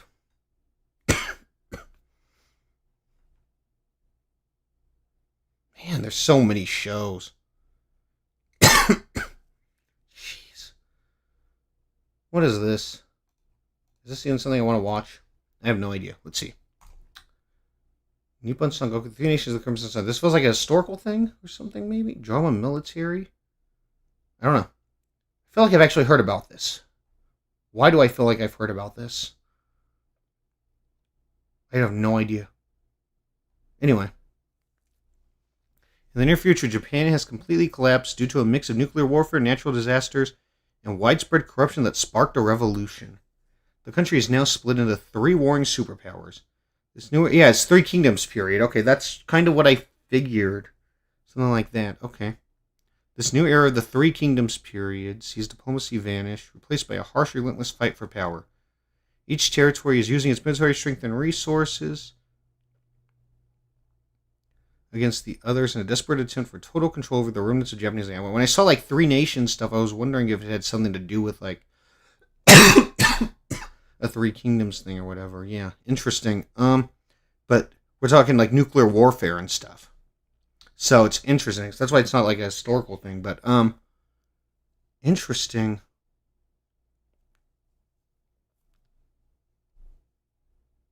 Aoteru Misumi is a low-ranking official who has stayed in the background for most of his life. He does not come from a prestigious military background or aristocracy, but Misumi has a strong ambition to end the pointless bloodshed that afflicts the nation. He seeks to unify the fractured country, armed only with sharp insight and a persuasive voice that can rally the people. The legend of the man who will become a brilliant military strategist starts now. Alright, my MS does not want to add this. Let me see. Can I like refresh the page just fine. There we go. That was weird. We're good. Kitani again, his second song for the season.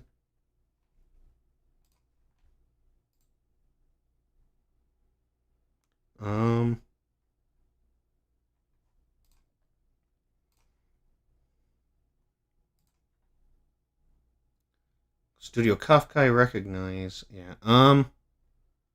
Interesting style there. Oh, that's actually a pretty nice picture. I like that. Okay. Yeah. Liking the images there and everything. Jun Fukuyama. Kensho Ono. Asami Seto. Alright. Kevin Penkin doing the music.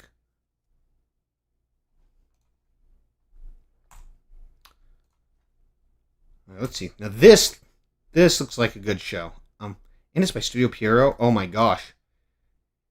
It's by the Naruto studio. Let's go.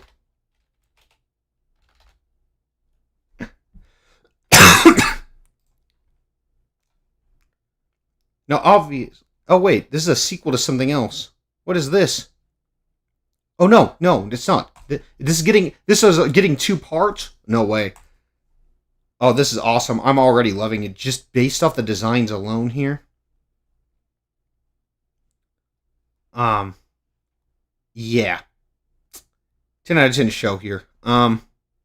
Illet's doing the opening. Oh my gosh, yes. And then the VAs are doing the ending there, I guess. Yeah, now Ojika may touch upon it. Yeah. Oh my gosh, another opening for Illet or Islet. Why do I say Illet? It's Islet. I'm sorry. I don't listen to K-pop or anything, so I'm sorry if I mispronounce names. I know it's Islet.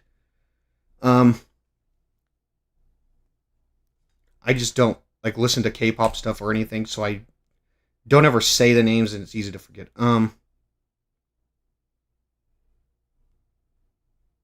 they did the "'Tis Time for Torture Princess" opening that's airing this season.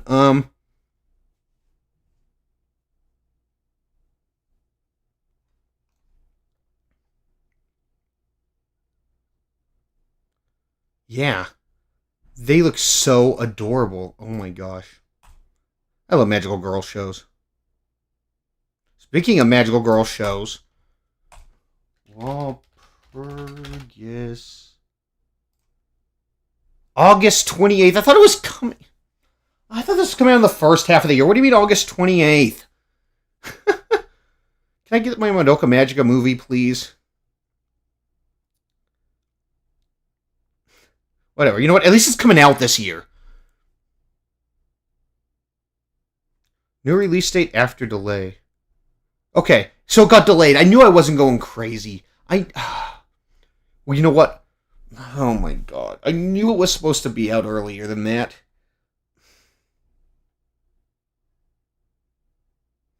We may get GTA 6 before Madoka. No, don't say that, please. No. Just let it come out soon.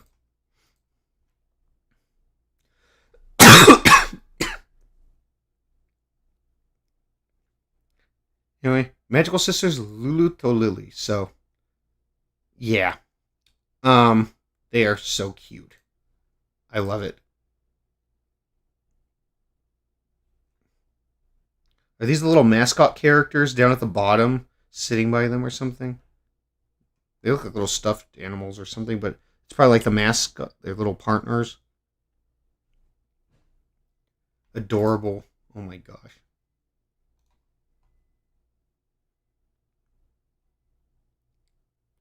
Yeah. Looking forward to it.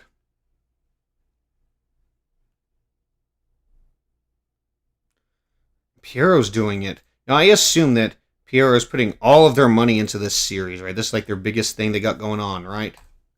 For sure. What could possibly be higher priority than this show? Anyway, Ghost Concert, missing songs. So right away, the art style is noticeable here. Definitely stands out.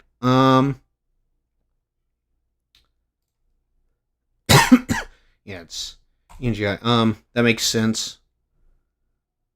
They'd have some good shows, like Medalist, obviously.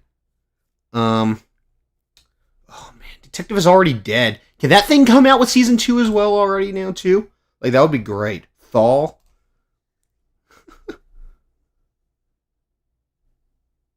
And what about this one? This doesn't even have a date listed yet. Trapped in Dating Sim. I've been waiting for season 2 of that for a while as well. What a picture. Alright, let's see what this is about. So it's in the future. In the year 2045, singing has been forbidden. Music is no longer created or performed by humans. Instead, a music application called Meux produces all songs on their behalf. Got it. So humans no longer create music. Alright. One day, a girl named Saria Iba hears a human singing voice while out with her friends, something that should no longer exist. Following the sound, she encounters a mysterious presence. A ghost. What appears before her is not an ordinary spirit, but a figure from beyond this world known as a great ghost. As Saria becomes drawn into encounters involving great ghosts, the psychic organization Terra, and a strange song known as the Possession Requiem. Wait, I need to read that again. As Saria becomes drawn into encounters involving great ghosts, the psychic organization Terra, and a strange song known as the Possession Requiem, she finds herself stepping into a hidden side of a world that has erased human music. This is how she finds herself stepping... Oh, wait. I just started rereading the wrong line there. This is the story of how Saria's life begins to change and the path that leads her toward becoming a ghost herself. What? Anyway. Huh. There we go. Now,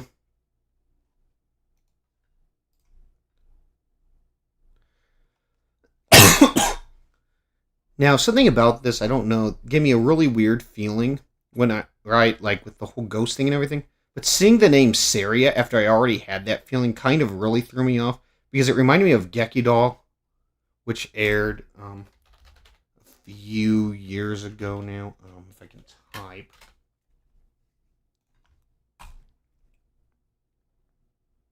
I did not like Gekidoll, by the way. But yeah, but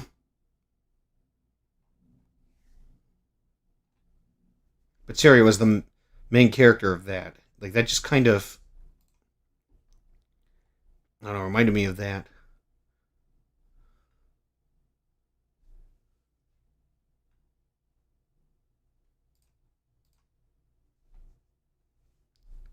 But yeah.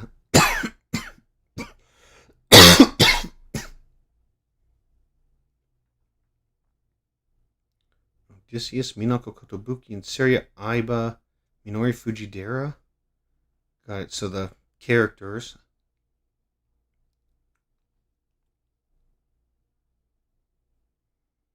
Hmm. What are these names?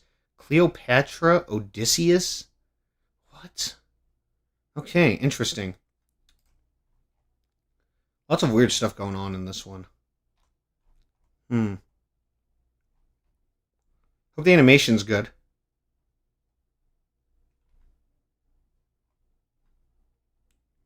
Action, sci-fi, supernatural music. All right. No clue what this is at all either. What is this? Ingoku. Oh my goodness. Wait. What? um. I see. I see what type of show we're getting into here. Man, the picture on Live Chart versus the picture on my anime list are very different things. Yoshida's a tiny, frail high school graduate who became an unwilling manager of an apartment complex when his father, the former manager, injured himself. Unbeknownst to him, this apartment complex houses quite a few women with very unusual sexual preferences. This becomes a problem when a mysterious entity begins giving libido clots to these what? Skimpy outfits that give them superpowers and cause them to go lewd rampages. Yoshida be able to stop them. 10 out of 10 show, obviously. I mean, do I even need to say anything more? Like, I don't need anything else. It's a short form. I don't know what that means. It is by Wave here, and their shows. What? How long are they? Like, were they the ones to do like the 13-minute ones? I hope so. Did they like? Was that the? Please say they're the ones that did like Machina and stuff. Yeah, they are the one. Okay, they did Machina. They did Yandere Dark Elf. Right. Okay. Cool. And they did Nikitashi. And Kote Sashika. They're also the ones that did the Android one from this season. Let's get if you lose your innocence to an android, which is a much shorter one from those other ones. They also did Inukai's Son, and also, most of their shows are like 13 minutes long episode, like 12, 13-minute long episodes. Probably 12. But the Android one is shorter. Hopefully that's not the case for this one. But this is obviously a must-watch.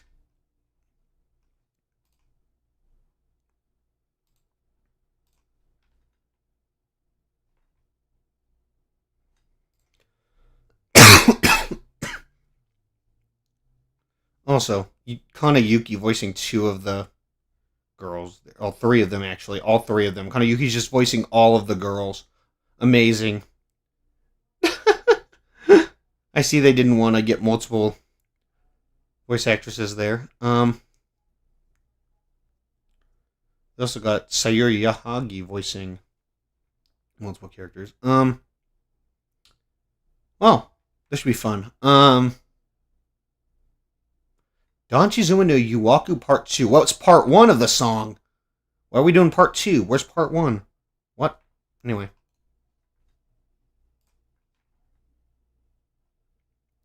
Oh, okay, the next one I'm looking forward to, but this one looks like another... Is it a fantasy, or is it just like... It is a fantasy, okay. It's hard to tell if it's a fantasy or it's just set on like a medieval thing sometimes. Observation Records of My Fiancé. The Misadventures of a Self-Proclaimed Villainess. Self-proclaimed villainess, of course. She looks adorable. She's smiling way too much to be a villainess there. Let's see. For a natural genius like Crown Prince Cecil Glow Alphastar, every day is a bore. Knowledge and skills come far too easily for him, to the point that nothing can captivate his interest. However, this changes the day he meets someone who never fails to betray his expectations. His fiancée and self-proclaimed villainess, Bertia Evil Noche. No, wait, her name is Evil. Evil Noches. Alright.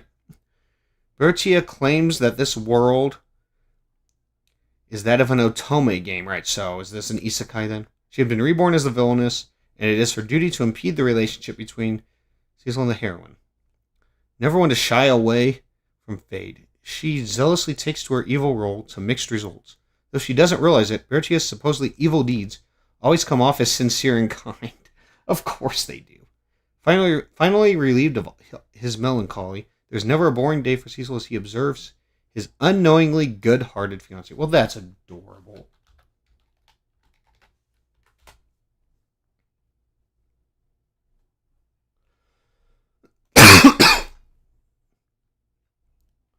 Hushy Productions. I know I recognize them. Yeah. Finished 65 Days to the Wedding. How I ended up in All Guys Mixer.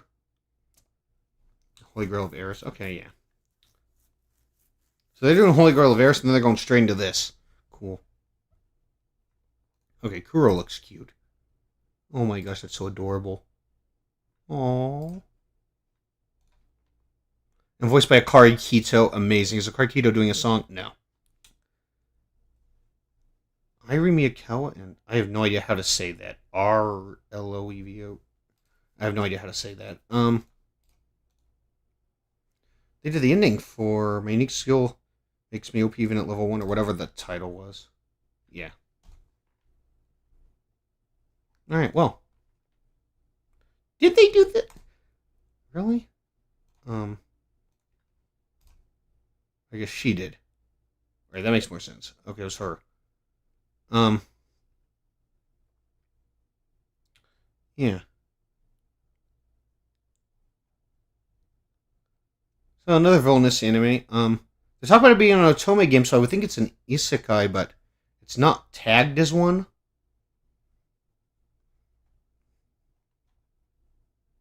Yeah.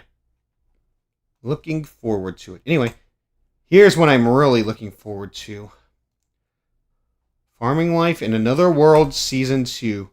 Where's Lulu Shiru? I need more of her. Lulu Shiru is the best. I love her so much. And the ending of last season was so good. I can't believe this got a season 2 though. I'm so happy. I think I have reactions. Do I? At least to the last few episodes. I don't have reactions to the full season. Oh, what am I doing? I don't even need to type anything in up there. I think... When did this come out? Oh, actually, I might have reactions to the full season. Hold on. This came out in 2023. I think I do, then. I thought it came out fall 22. If it came out winter 23, I probably do have full season reactions. Not going to be great quality, and they may have to be re-uploaded, but I may actually have those. Now I need to check.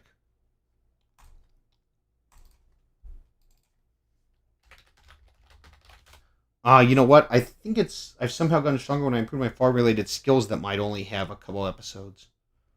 No, this one has already been re-uploaded. We're good. I don't have to re-upload it. All the reactions are available.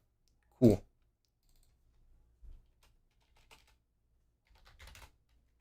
Yeah, as I've somehow gotten stronger when I improve my farm-related skills that only has a couple of episodes for reactions. Okay. Well, there we go.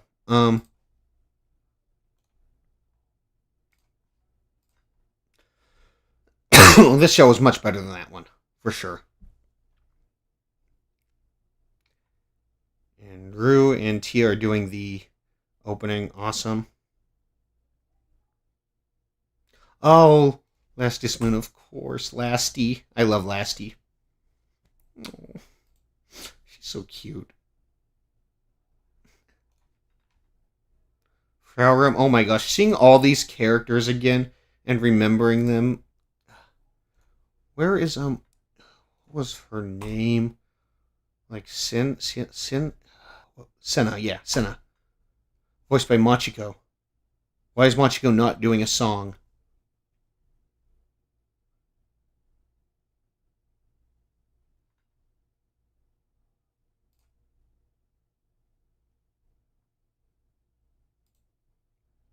But yeah. So cute. Oh man. I'm so happy the show's back. Rhea and the elves are all great too. And, oh my gosh, I forgot about Flora. Oh yeah, Rue's cousin. I thought it was a sister cousin. Yeah.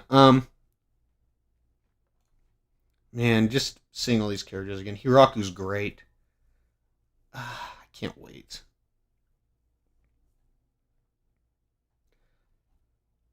Such a good, such a good show. It really is. Great isekai. Oh my gosh, this is coming out this season too. Oh, which had Atelier? Okay, how do I pronounce this word? I've seen conflicting information every time I tried to look up how I'm supposed to pronounce this in the title. Like,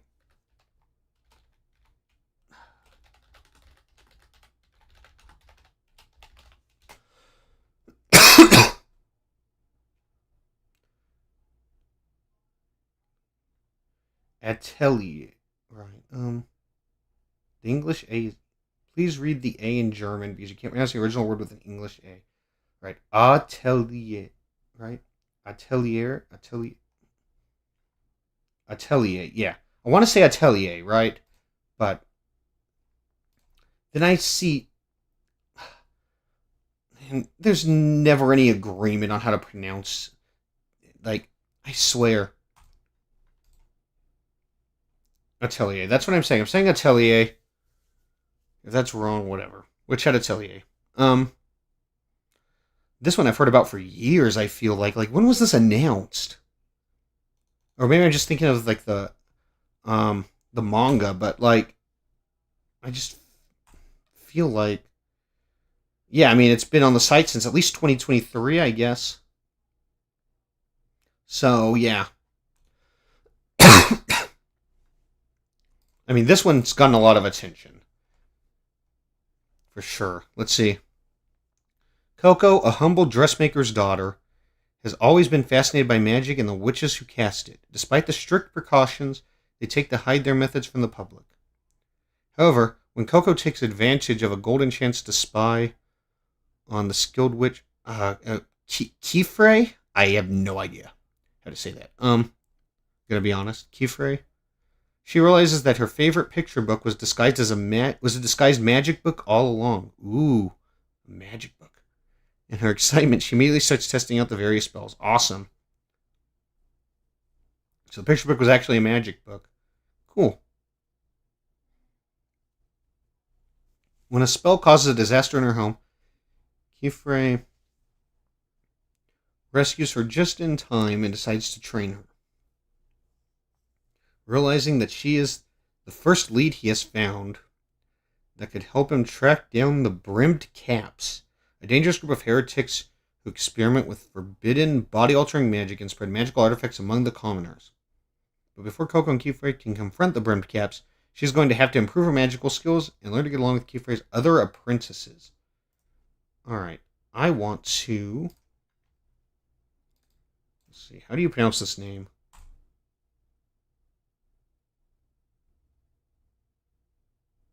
Yeah, I'm going to say Kifrey, then it looks like the key pronunciation is correct there. Okay, I've kind of had... I figured that might be the case, but I wasn't certain. Eve is doing the opening. Let's go. And Suis from Yorushika. Oh my gosh, wait. Really? From Yorushika. Alright. Wait, that makes it even better. Nakamura Huck I'm not familiar with. That's fine. More importantly, who's doing this? Bug Films. Interesting. Man, Bug Films is taking on another big one here, huh? It feels like this is a big one at least. Like they did Zom 100, as their first one, which was already a very interesting choice there. It got delayed. I think it delayed multiple times too. I can't remember. And now they're taking on Witch How to Tell You for their second show. I mean, man, I really hope this goes well. Because I remember the complaints about Zom 100 with the delays coming and everything and all that. And just, yeah, I remember.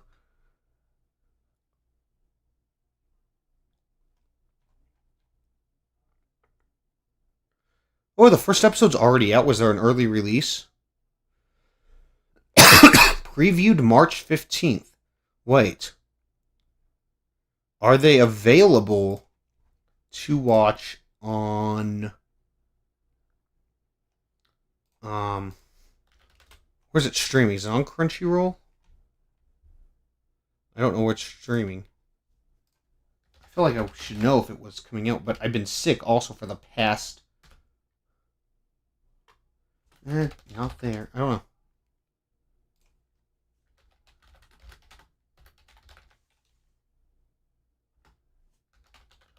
Who is streaming it?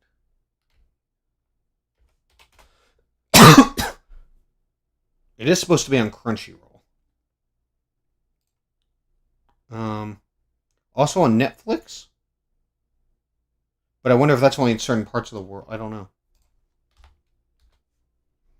But it seems like it's supposed to start airing April 6th, 1 week early from the April 13th start date on the TV.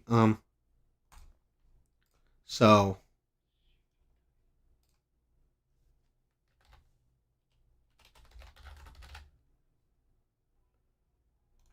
huh. All right, well. Very excited for this one though. Man, there are so many shows that I've been waiting for that are all coming out at once. Again, it feels like that happens every season because there's just so many shows.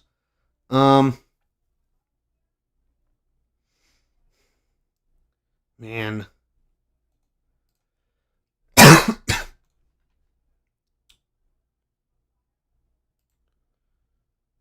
Ooh, wait, I've heard about this one, I think. I recognize it. But I don't know why. Ponkotsu Fuki in Toskirtake. Ah, yeah. Ga Futekisetsu na JK no Hanashi. Yes. The problem is there's no English title, but I recognize the poster. I recognize the girl in front here. Let's see. Sakura Daimon takes his role on the school's public morals committee very seriously. Every day he dutifully checks students' appearances at the school gate, most often scolding Koinada, a rule-breaking girl with bright hair and a short skirt. Right. And I did read the synopsis of this because I didn't have an English title when I came across it, so I had to actually do that. I could have translated it or something, I'm sure, but... So I've actually read the synopsis for this one already. Though she finds his constant lecturing annoying, everything changes when she discovers that Sakura Daimon is actually a bit of a mess himself. A light-hearted, short romantic comedy about a strict committee member, a bold classmate, and the chaotic school life that brings them together. Cute.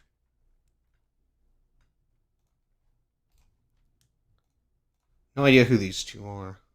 I thought I recognized that name, though. Ending 2 of Blue Miburo.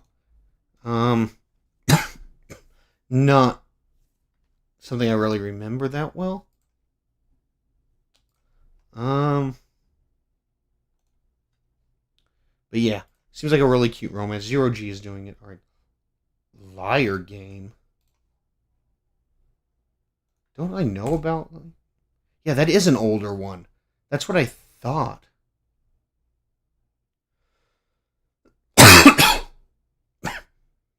2005 to 15. I thought it started a little bit earlier. Yeah.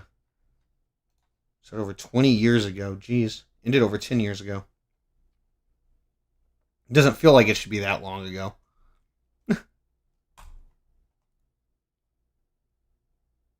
Madhouse is doing it. Alright. College student Nao Kanzaki has always adhered to her name's meaning. Foolishly honest. However, after opening an unsolicited package containing 100 million yen, she inadvertently accepts an invitation for the Liar Game. In this tournament, contestants are encouraged to betray and deceive their opponents to gain a massive amount of cash. Conversely, Losing will incur a lifetime of debt. With all hopes lost, her only option left is to seek help from a con artist. On that day, the infamous swindler Shinichi Akiyama is finally released from jail. The former psychology student is known for single-handedly bankrupting an entire company and now believes he is her only chance at escaping her dire situation. At first, Shinichi is hesitant to commit another crime, ignoring Nao and her request. Really? So he doesn't want to, huh? But after seeing her desperation and persistence, he agrees to assist her. In this fraudulent world, Nao and Shinichi have their own motives. Yet, soon they see the true nature of not only the game, but also everyone involved. Alright. Yeah, so a psychological strategy game thing here. Awesome. These ones can be fun.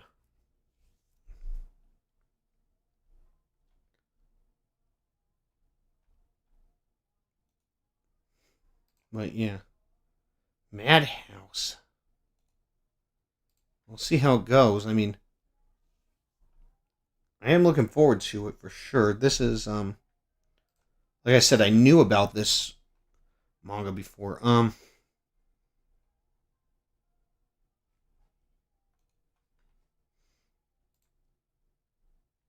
Okay. I have no idea what this is, but it's a short form.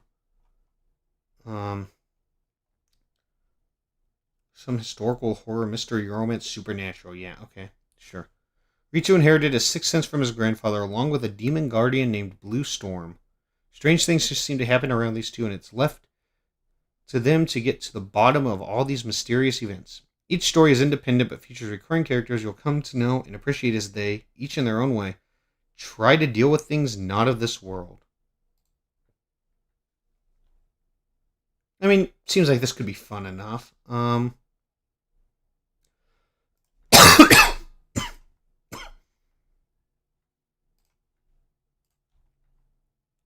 Yeah, I mean, I don't really know.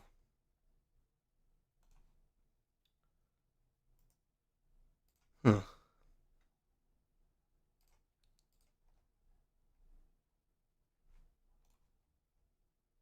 I don't really know if I'm expecting much from it, but I mean, we'll see. It could be really good. It is just a short anime. No idea who they are. And it looks like another band. But yeah. Oh my gosh, this is coming out too. I completely forgot about that. The most radical last boss queen. Oh my gosh, from villainous to savior. Season 2. Princess Pride. I'm so looking forward to seeing her again. Oh my gosh. I love Princess Pride. Pride Royal Ivy. Oops.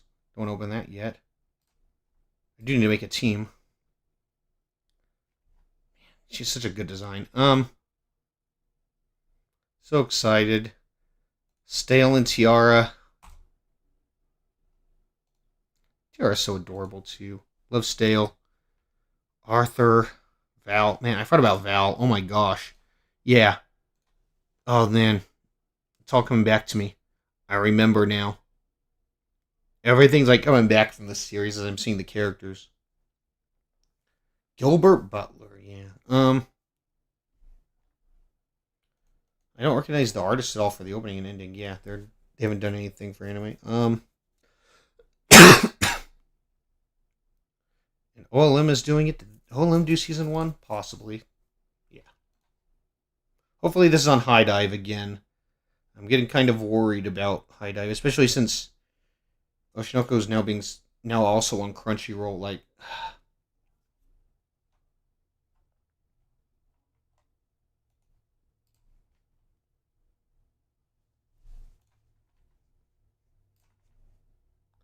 what is this? Marriage Toxin? No clue what this is at all. But it's by Bones. Let's see. For centuries, the Poison Masters have perfected the art of assassination. Among them, the Garo family stands as one of the 5 most powerful families of masters, wielding unmatched skill and influence. Hikaru Garo, heir to the infamous bloodline, has lived his life deep in the shadows of the underworld, far removed from love or marriage. However, To ensure the Poison Master bloodline does not die out, the head of the Garo family declares that Hikaru's sister will be forced to bear an heir. Soon after, Hikaru crosses paths with Mei Kinosaki, a brilliant marriage swindler who also happens to be his current assassination target, of course.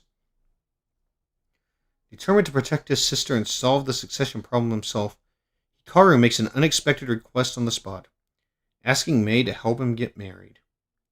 That's the first time anyone's ever proposed like that. Asking Mei to help him get married. So, a marriage swindler who happens to be his current assassination target, but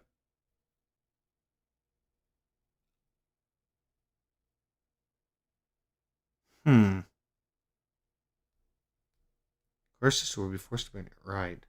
Interesting. Okay.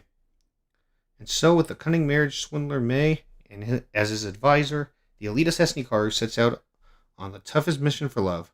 His goal: the ultimate marriage. The most unlikely duo, an assassin and a marriage swindler, take on the world's toughest mission for love. Alright. Oh, hey, this isn't even a romance.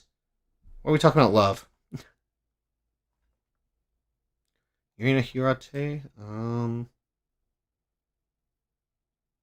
Not sure about that, but nothing wants to load. Yay, there we go. Ending 2 of What Dark, and I definitely did not hear that.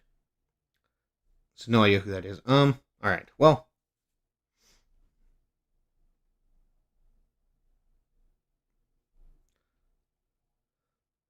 So, marriage between assassin and a marriage swindler. Huh. Cool.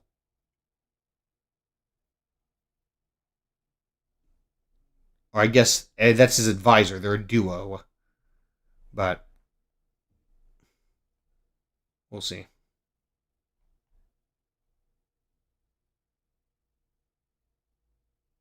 Yeah, asking Mei to help him get married. Alright, well. Man, we got so much. Once we get through the 7th, I'm assuming it's going to go by a little bit quicker, hopefully.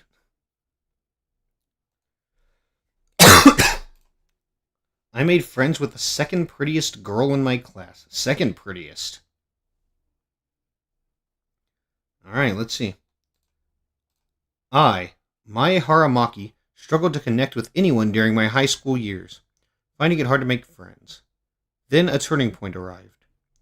A girl named Asanagi entered my life. Despite being clandestinely referred to as the second cutest girl in class by the boys, she chose to spend her Fridays with me instead of her best friend Amami, who had the cutest girl in class title. In the comfort of my home, we delved into the realm of games, watched movies, immersed ourselves in manga, indulged in junk food, pizza, hamburgers, and guzzled cola, carefree and content. To the outside world, we might have seemed a bit messy, but to both Asanagi and me, it was a cherished, hidden time together. Alright, cute romance. There we go. Oh, wow, okay. Amami is really cute here. Yeah, I mean, okay. Like, that's not even fair. Like, how do you even compete with that? Like, yeah.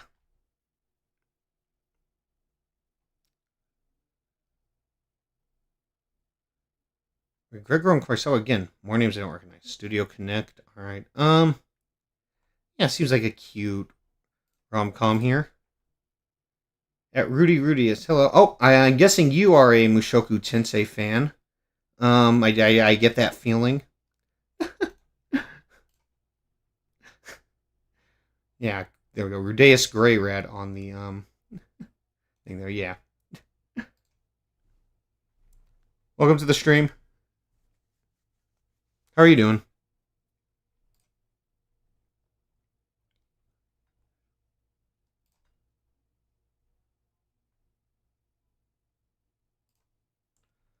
Oh, yeah, made friends with the second prettiest girl in my class. She is so cute too, though. Oh my gosh.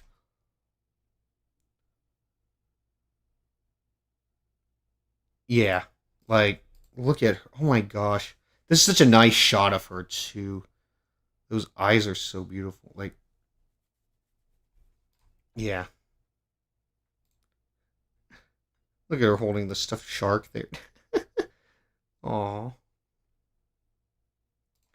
She seems so happy.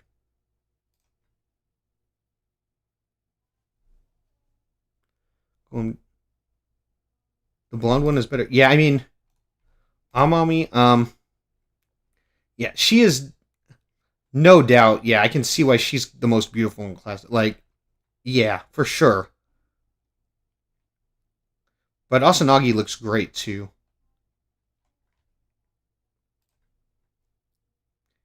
Yeah, I'm doing fine. Just been sick for like the past week and a half, 2 weeks or so. Just got a cough, but I'm feeling fine. Other than the cough, need to get back into recording things because I haven't been able to while I've been like this. But yeah,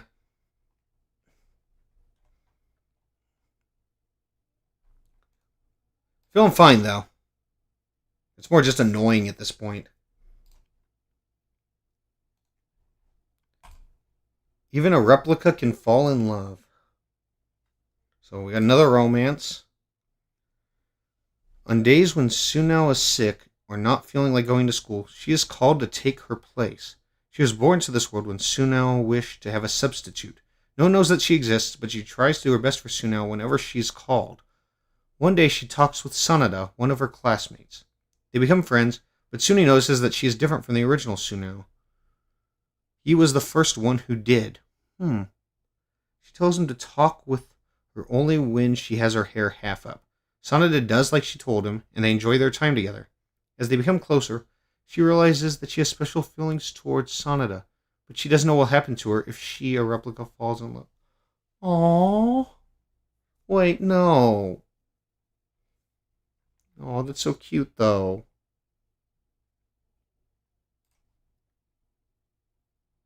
Drink ginger? Alright, yeah. I mean, yeah, I need to do something because the medicine is not really helping with the cough at all.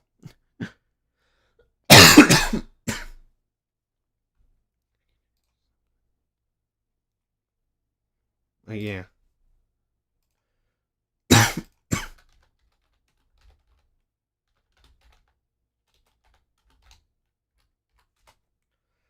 Yeah. I mean, maybe I can try that.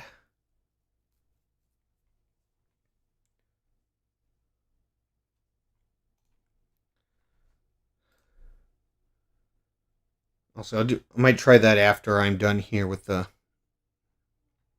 stream. But yeah, seems pretty cute. I hope she's able to fall in love. She's worried though because she's a replica, I guess.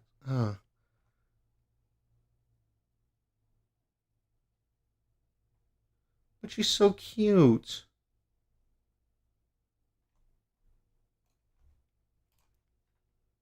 Yeah. So this is them, Sunao and the replica.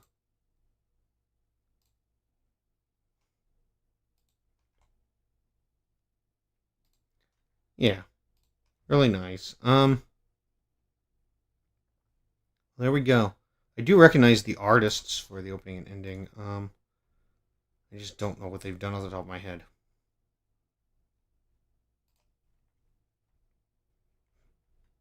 Yeah, Couple Cuckoos, Food for the Soul, Masterful Cat,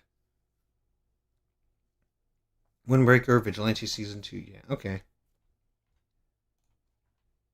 Well, there we go. So many things airing. Aaron the Southpaw. I've heard of this one. I know I have. I just don't remember what it's about. The story follows Koichi Asakura, a designer for an ad agency who works hard but receives no recognition. After being dropped from a project, he visits a place from his past where he met Aaron Yamagishi. Aaron, meanwhile, is recognized as a genius left-handed graffiti artist in New York while enduring the struggles that come from her own path in life. Okay, yeah, I don't remember reading that synopsis. I definitely recognize the title. Aaron Yamagishi. Alright. It's a production IG Signal MD show. Alright. Ollie's doing the opening. Let's go. Don't know who this is. Scum of the Brave. Oh, I didn't actually mark this as starting watch. I watched the first episode of this.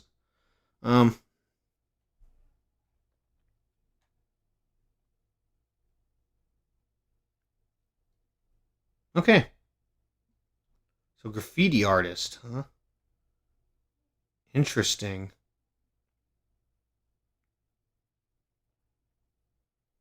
Koichi Asakura is the main guy here. Alright.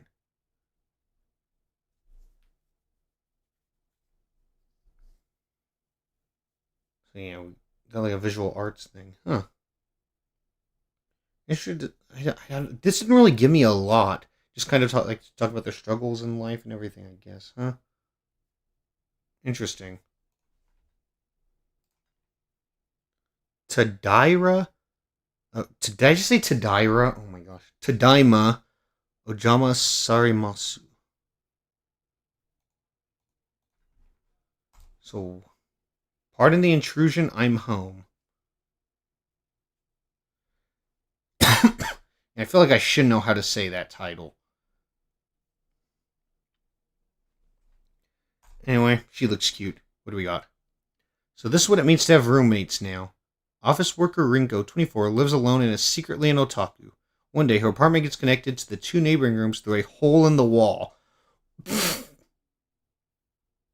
Of course. Just a hole in the wall, yeah, in between their buildings. Randomly appears one day,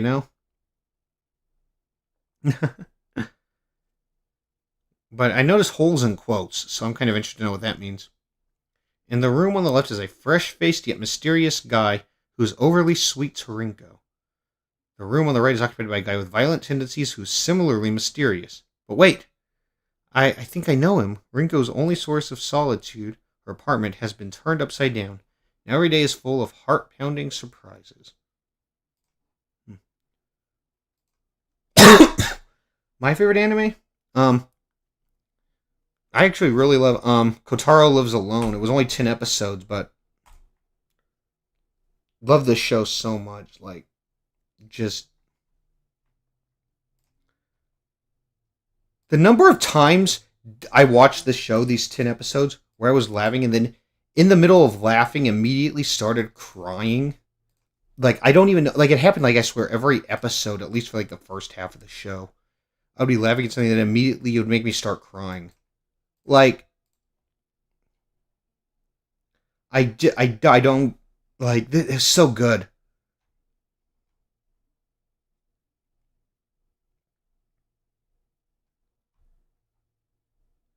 And so many great moments. I need to rewatch this show.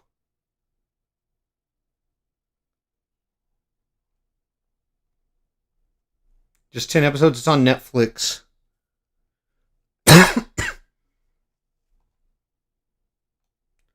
But yeah. Kotaro is so adorable.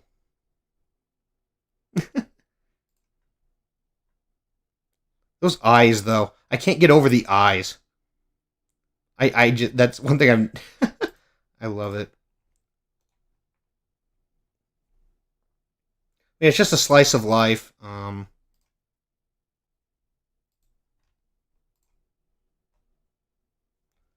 Slice of life show. But yeah, definitely a lot going on in it. Like, some great emotional moments and everything. Like, I love it.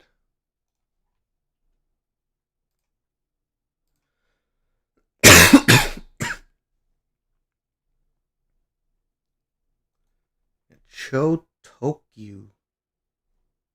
Who's Chotokyu? No idea. It looks like a large group.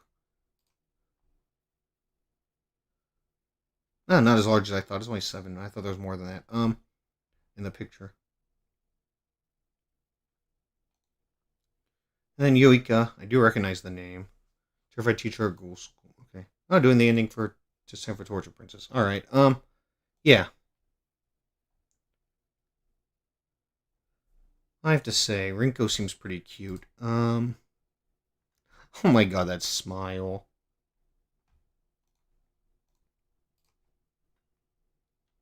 Get a nice shot of all the characters here. So they mentioned one of them was violent, right? And one of them was fresh-faced yet mysterious. This guy feels like the violent guy, the blonde here. Is that me? Anyone else agree with that?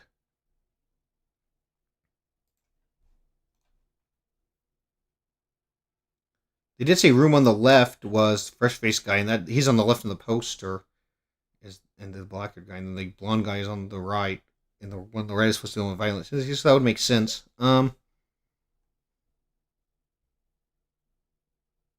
Sugiyama. I like her.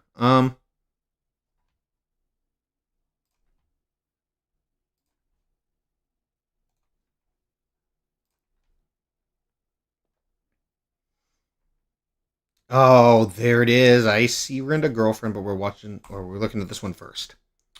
I have no idea what this means. Megami Isekai Tensei Nani Ninari Tai Desuka or Yusha no Rokotsude. Yeah, we're gonna get a good translation on that, hopefully. Um, got it. Oh, it's this one. It's the Hero's Rib one. Wait, I just heard about this one earlier. Oh yeah. I was just talking about this. Not on stream. I was just talking about it myself here. But yeah. Oh my gosh.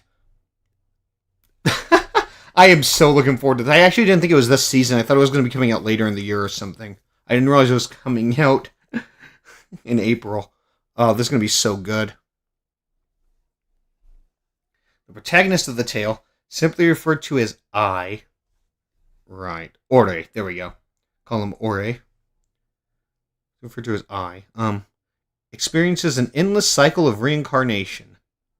The narrative takes place in a different universe where people are free to select their next form. However, the waiting list for popular roles like Demon King or Hero with cheat skills and a harem has reached 50,000 years due to a recent spike in applications. The protagonist decides to repeatedly reincarnate into increasingly strange forms because he refuses to wait. These roles include the rib of a hero in charge of a harem, a hermit crab, a vegetable, and even an explosive used to blow up blissfully happy couples. 10 out of 10 synopsis here. I mean, why wouldn't you want to be the rib of a hero, honestly? Like, oh, the goddess is adorable.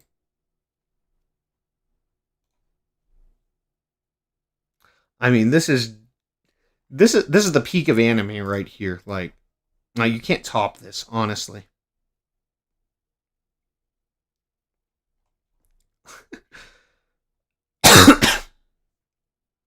I don't even know what to say. A vegetable, an explosive used to blow up blissfully happy couples. Like, what do you even? I don't even know what to say.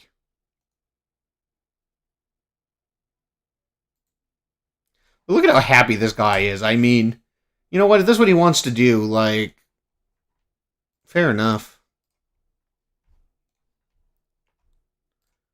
Anyway. More importantly, rent a girlfriend. Let's go. Man, that is a beautiful shot of Chizuru. Minnie. I need more Minnie. I know she's not going to be, like, involved in this season at all either. But I can hope, right? But given that we're still at the water park and everything, and she's not there, I feel like the odds are low. She's my favorite. She will remain my favorite to the end of the show, I'm sure. Um, like I just love her so much. Just look at this face. She's amazing.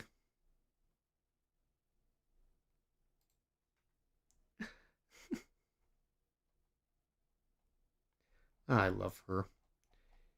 Endless 8. Interesting shirt.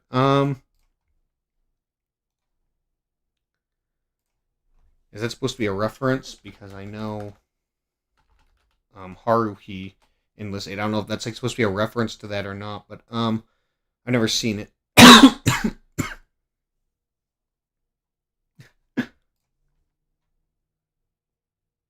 Anyway, Sora Mamiya doing the opening makes sense. I'm surprised that they hadn't had her do the opening, like an opening before or anything, honestly, given that she's voicing Chizuru. Kind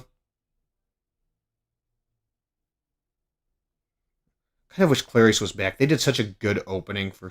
I think that's my favorite opening of the series, the season 4 one.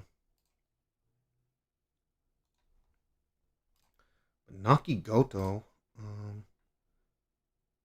Goodbye Dragon Life, right? No, Gatherer's Adventure and Isekai. See, I can't keep track of all the different Isekai and fantasy shows at this point. Like, I look at a picture, I try to figure it out, and then it's like, nope, that's a different one. Like, it all just blends together at some point. Or even ones that are different, I just can't even tell the difference between anymore. Like, how many of these Isekai fantasy shows have we gone through this season so far, through the list here? Oh no. Anyway, ReZero Season 4, let's go. So excited for this.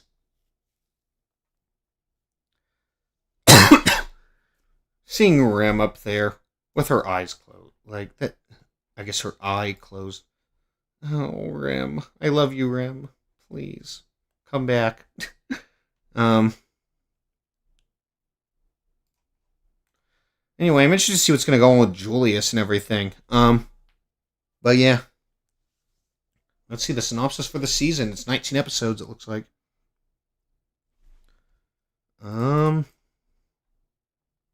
In the deadly battle at the Watergate city of Pristella, Subaru and his allies barely emerged victorious. But their triumph came at a great cost. Yes, it did.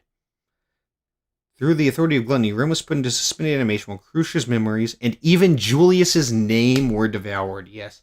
Julius's name. Man, this is spoilers if you haven't seen it, I guess. Maybe I should just stop reading the synopsis out loud here.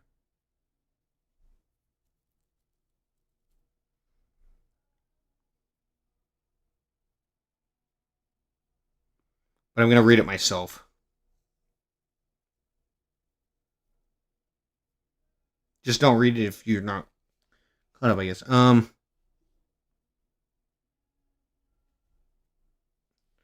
Super embarks on a life-risking journey to reclaim what he lost. All right. Konomi Suzuki doing the opening again. She did openings, 1, 3, and 5? And the Myth and Roid is back as well. They've done some openings and endings. Now, Myth and Roid with TK is an interesting one. I'm not exactly the biggest TK fan. I do like some of his stuff, though. Like, Unravel, of course, sounds really good. I like his Chainsaw Man ending. I haven't heard the full song for Signal, the opening for 91 Days, but that sounds really good from what I've heard of it. But yeah. Like, I'm definitely not a fan of his solo leveling ending. Like, there's just some things I'm not a huge fan of. But, yeah. Very excited. I see Meili on the cast list here. Alright, very interesting to see Meili. Oh, man. Rui. I feel like we saw Rui last season, right? Yeah, we did. She was Gluttony, right? Okay. Now, I did see this girl in the poster. I have no idea who she is. At all. I saw her in the poster up here. I'm pretty sure there's a girl I didn't recognize. I think this is her on the bottom right. Just to the right of Subaru's head there. To the right of Bayako and Ram. No idea who she is. They do mention her in the synopsis there.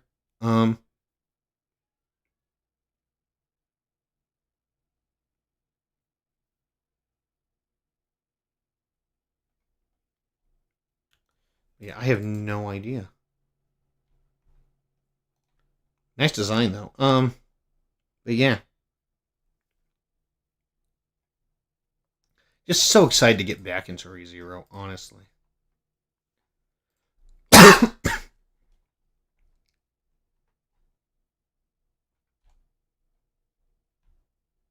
I don't know who Ash Nico is. I feel like I might recognize the name, but I don't know why. Yeah. Anyway, what is this? We got a Gyaru anime. Gals can't be kind to otaku. Oh, I've heard about this one, I think. Yeah, I've definitely heard about this one. Okay, these two girls seem adorable. Meet Takuya Seo, and Otaku sits behind the popular gals in class, Ijichi and Amane. Since they're people from different castes, you wouldn't expect them to have much in common. But when their worlds collide over a borrowed eraser, Takuya slips up about his favorite anime, and Amane is rather quick to correct him. Yes! She says she's not a fan, but her familiarity with the series suggests otherwise. Could she be a fellow geek? No, you can't let anyone know, though. She's a gal. That's not how that works. Idols do. Oh my man, they are really bringing in the K-pop groups, aren't they? Oh my gosh, Idol, like, man.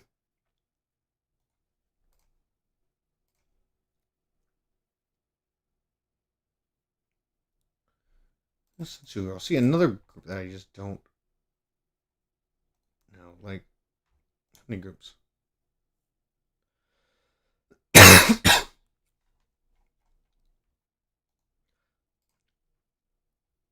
so much, so many K-pop like just being brought in here.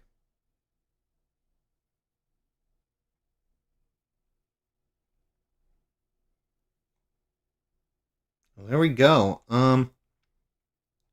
So Amane, which we were talking about, is the one on the left here with the brown hair. Okay.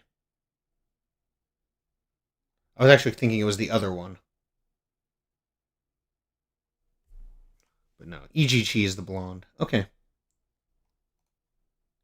Ijichi seems like, yeah. She seems like a lot of fun.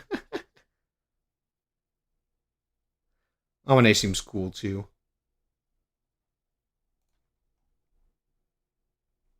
Well, there we go.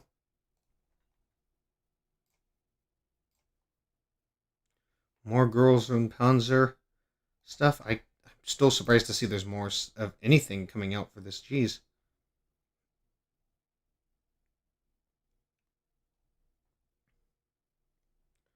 But yeah.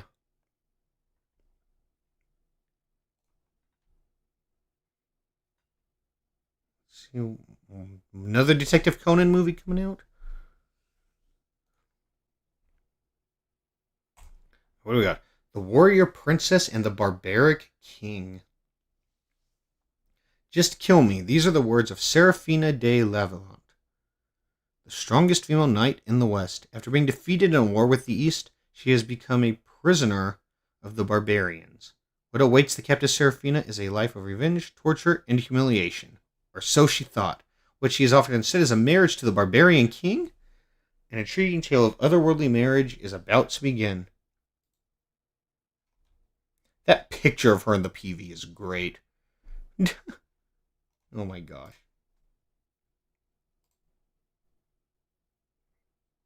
Nice design.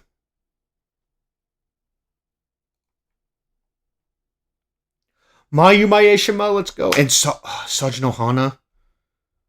Oh my gosh, yes. Incredible.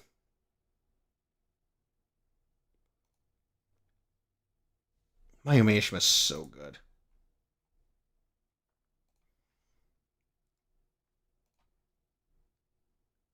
Jumondo. I feel like I know this studio.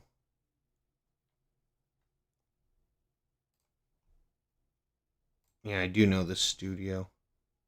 Bonus level 99. I chose 5 using potions, Lucifer and the Biscuit Hammer. And there's a reason why I didn't open it up. I had a feeling they had some other types of anime too. Yep, that's why I opened it up in a different window. That's what I expected to see.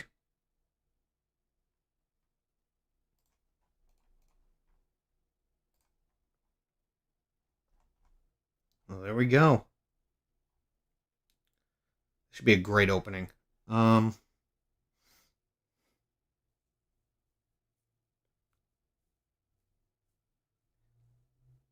So a rom-com fantasy seems fun.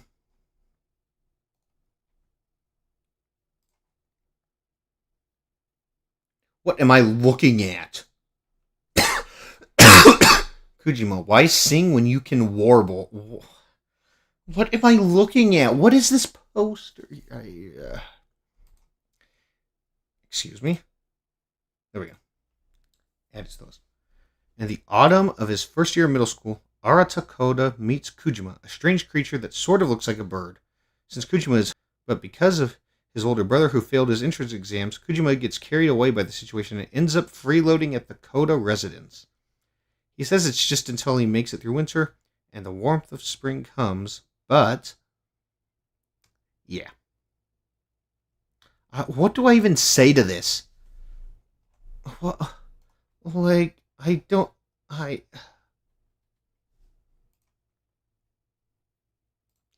well, I mean, look at this guy. Like, I don't even know. uh, anyway, Galileo Galilei doing the opening is pretty cool. I don't know who Monami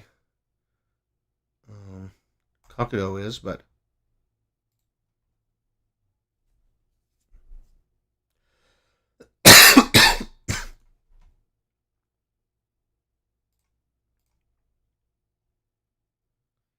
anyway, another comedy. Why sing when you can warble? What the heck? Okay, this is gonna be hilarious, I'm sure. Bird guy here. Okay, moving on. Awajima Hyake. Right. 100 views of Awajima. Alright. Got some girls there. Let's see. This omnibus adolescent drama is about a group of young girls who all attend a girls-only musical school recounting the formative years they shared, at times shifting between different characters' viewpoints and time. Interesting. So this is going to be going back and forth between viewpoints. That explains why it's like 100 views of Awajima, because we're going to be shifting back and forth in time and stuff and everything. All right, interesting. And also looking through different characters. All right. I guess that makes sense. Awajima Musical School Training Camp, dubbed the Boarding House, is where the young girls gather from all over Japan to perform on stage. Tabata Wakana aspires to be a musical star. Housemaster Takeru Kinoue attends to carry on her best friend's wishes. Huh?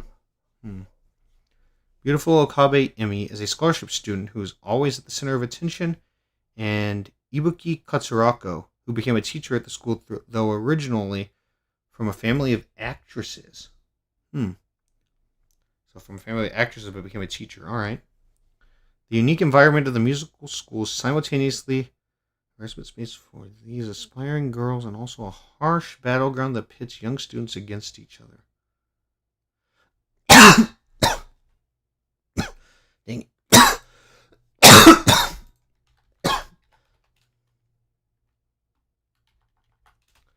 Oh my gosh.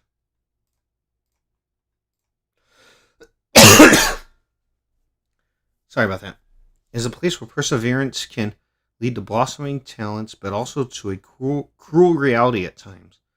The clear depiction and psychological portrayal allow the subtle inner workings of each character to come through. Oh man. Okay, I'm actually really looking forward to this one.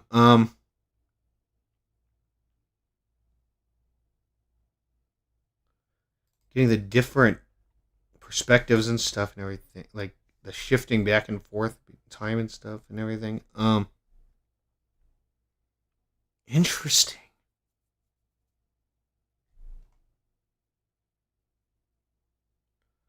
All right.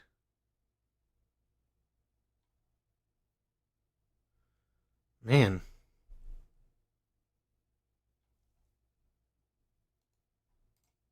Who's doing this? Madhouse is doing it.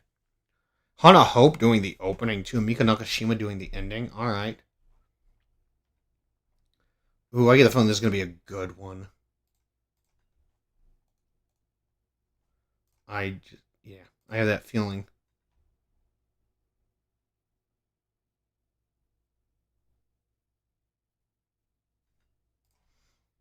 All right, well. Kami no Shizuku, The Drops of God. Shizuku Kanzaki is the only son of world-renowned wine critic Yutaka Kanzaki. From a young age, Shizuku has been subjected to strange education from his father, all for the sake of wine. From learning to gracefully decant a drink to intently remembering the smell of leather belts and pencils, the training causes him to grow resentful of everything related to wine.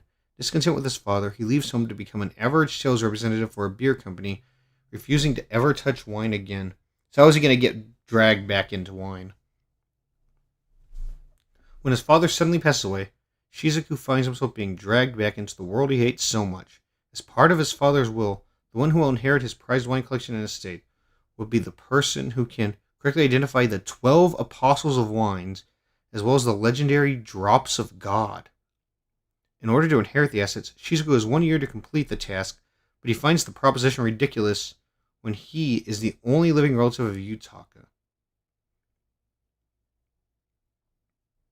So he's being forced to do it in order to get the inheritance, basically. Wow. Okay.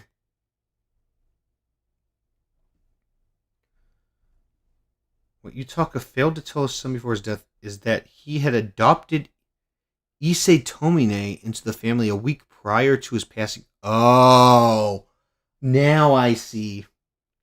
Issei is a famous veteran wine critic competing against Shizuku to claim the estate for himself. With no formal training in wine tasting, Shizuku stands no chance against the Prince of Wine and is at risk of losing everything in this competition. Will he be able to correctly identify the elusive drops of God before he runs out of time? Oh. Okay. Now I see.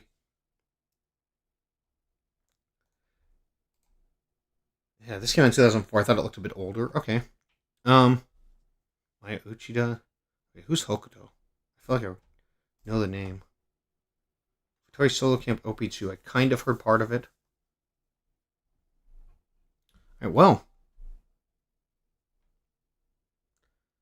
Satellite doing it. So. Wine, huh? Gotta figure it out in order to get the inheritance. He's got some tough competition. Alright.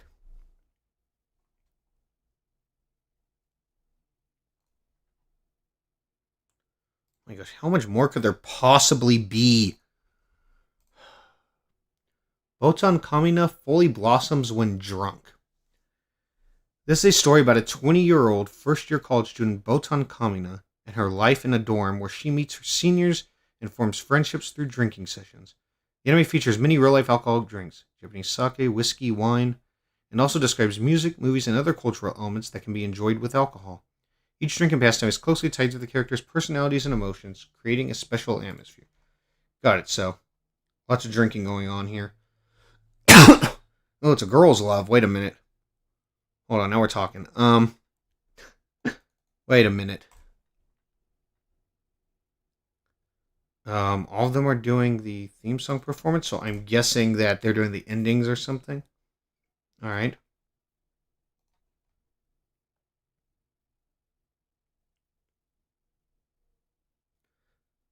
Man, more drinking going on. Back-to-back shows about alcohol and stuff. Very interesting. Well, definitely looking forward to this now that I've looked at the tags there. Who was our main girl? Botan. Right.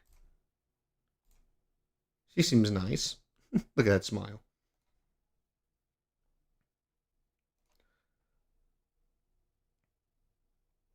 Well, there we go. Hokuto no Ken, Fist of the North Star. Yes, of course.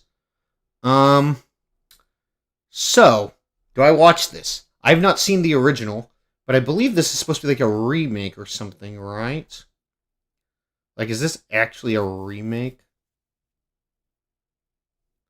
Where I can just watch it? I'm assuming it is. In 1990X, of course, my favorite year, the world was engulfed in the blaze of nuclear war. With the ocean drying up and Earth torn asunder, all life seems to be lost, but humans survived stubbornly. However, what dominated the post-apocalyptic world was sheer violence. The remaining humanity was split into two groups: those who kill and take whatever they can, and those who are exploited. When all hope seems lost for the weak, a man in ragged cloth appears. He is Kenshiro, the rightful successor of the Hokuto Shinken martial arts, with 7 studs-like scars in the shape of the Big Dipper. His journey to becoming a legendary savior begins. Let's go, Kenshiro. Oh, man.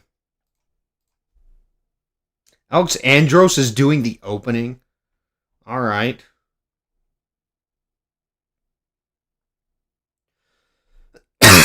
Yeah, I mean, I'll definitely check it out. I wonder how it's going to hold up.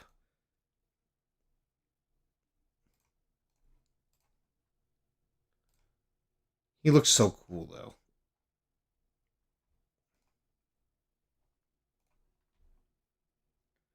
Anyway, this is a show I want to watch.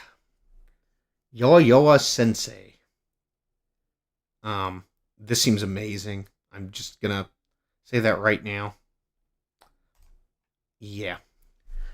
When the new term starts, second-year student Abikura discovers that his homeroom teacher is none other than Hiyori Hiwamura, infamously known as Scary Sensei, right? Yo-Yo. Yeah. Uh-huh. Okay, so that's what that means, I guess. Scary Sensei, a woman rumored to curse anyone who crosses her. But one day, Abikura accidentally witnesses a completely unexpected sight of his fearsome teacher after school. The striking contrast between her fearsome image and her hidden personality is utterly irresistible. Brace yourself for Gap Moe overload in this tender romantic comedy that's sure to ignite your protective instincts. Oh my gosh. She looks so adorable. Look at her face. Oh my gosh. Like, she just seems so cute. Also, this girl down here on the bottom right, I want to know more about her already. She seems great. She seems amazing. I think I'm going to love her. Also, whoever has the camera up here in the top left, yeah, I really like her too. Yeah.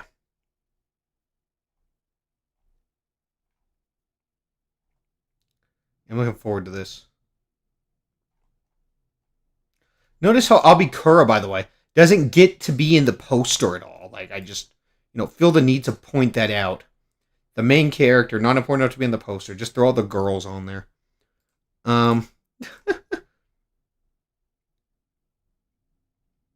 This seems incredible. Yeah, definitely watching this one.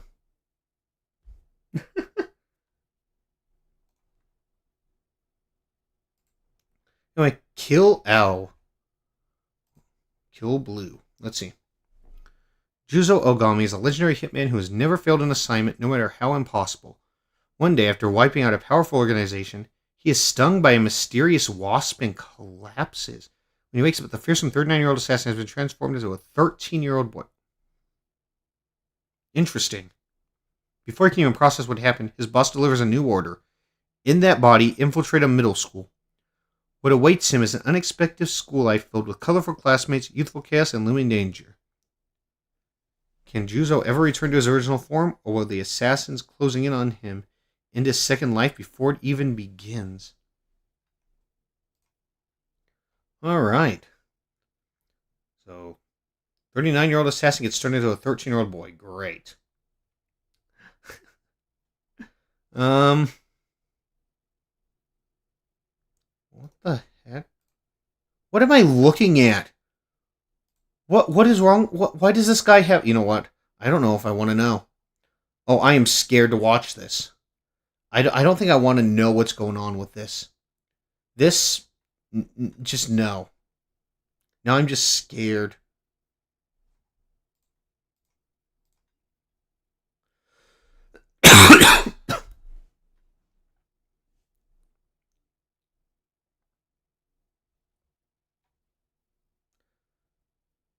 Okay, what is with the K-pop?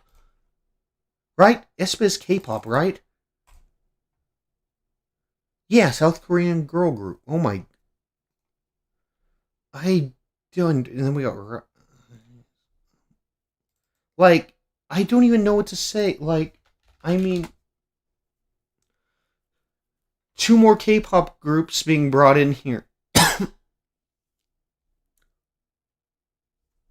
I don't even know. Like, there's just so much.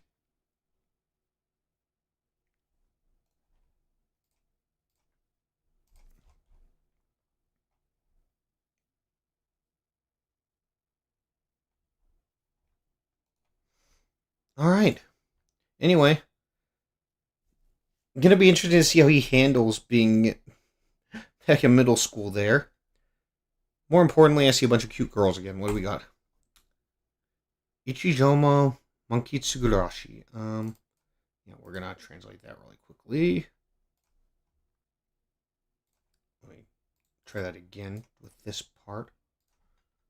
Living to the fullest in a one tatami mat room. Wait, I feel like I know that title. Have I seen this one? Let's see. Meiko, a country girl, enrolls in a prestigious all-girls school under the condition that she joins a volunteer program. But instead of a typical school service, she finds herself living and working at a manga cafe. Surprisingly, life in a cramped booth isn't so bad, and with a staff full of cute high school girls, it might even be fun. Come enjoy the charm of a manga cafe filled with high school girls. Alright, so manga cafe and cute girls. That's what I'm hearing. I mean, yeah, they are absolutely adorable. Oh my gosh, is there a blue-haired girl, the country girl that's moving there? Meiko, I'm assuming that's her. Oh my gosh, they seem so cute. I already love this show.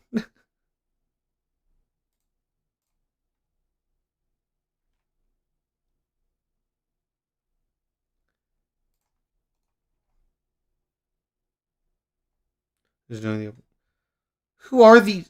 Who are these artists they're getting? I don't know them. Mugen Dai Mutype is doing the ending. No idea. Sophia Lamode. Like,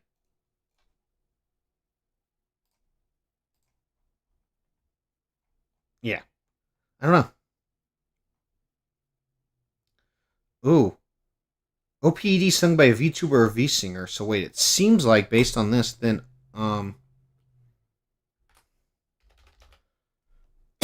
okay. Mugen Dai Mutype, Bang Dream.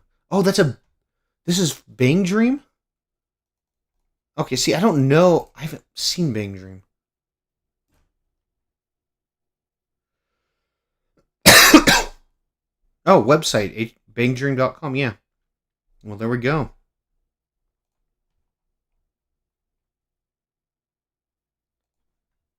I definitely heard some songs done by Bang Dream groups. We're into the stuff here that is like all the short stuff I'm not really watching. But we got Wistoria coming back as well, apparently, this season. Jeez. Like, we need Wistoria to come back with everything else that's airing this season. Like, man.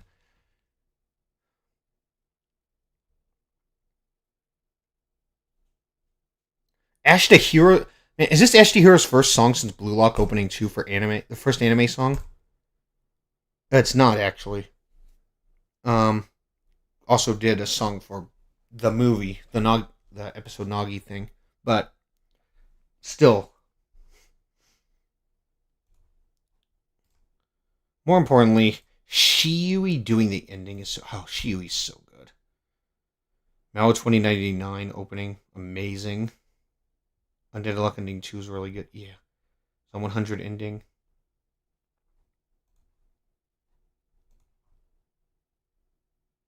Alright. So happy with Story is back. Can't wait to see more of Will Albus. Love Colette. Love Liana. Like, yeah. Man, I can't wait. Also kind of interested to see more of Sion and Julius, I guess, but not as much. Still, excited for it. Here we go. Yozakura family. Jeez. So, Scarred Hero 15. Yeah, Scarred Hero, if you're still here, I finally made it to Mission Yozakura family.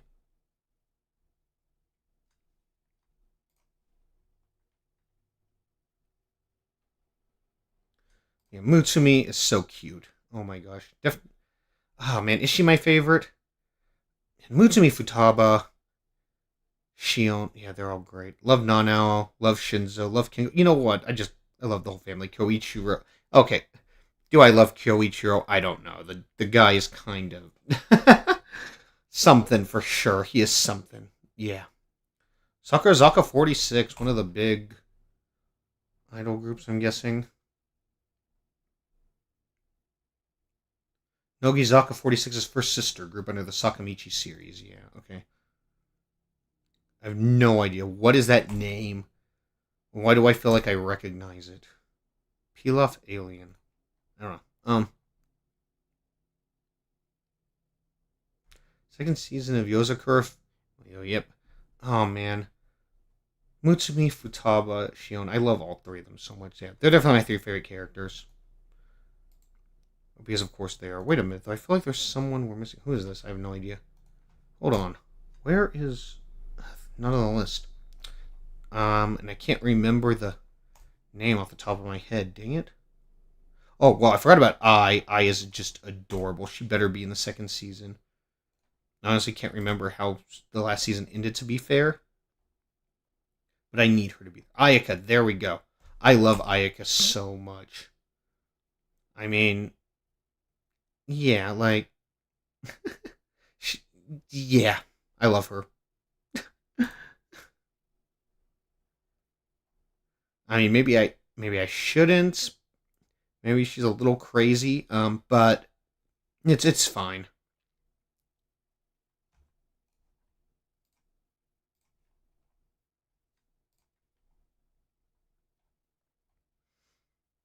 But yeah, I do notice we got them down there in the poster. Also, we gotta see more Goliath, of course. Look at Goliath.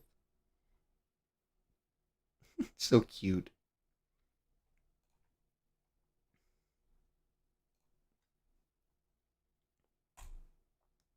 Right, what is this? I see Kuroneko. So think about a black cat and a witch in a classroom. What? The classroom of a black cat and a witch. Wow, look at that. I can read Japanese, guys. I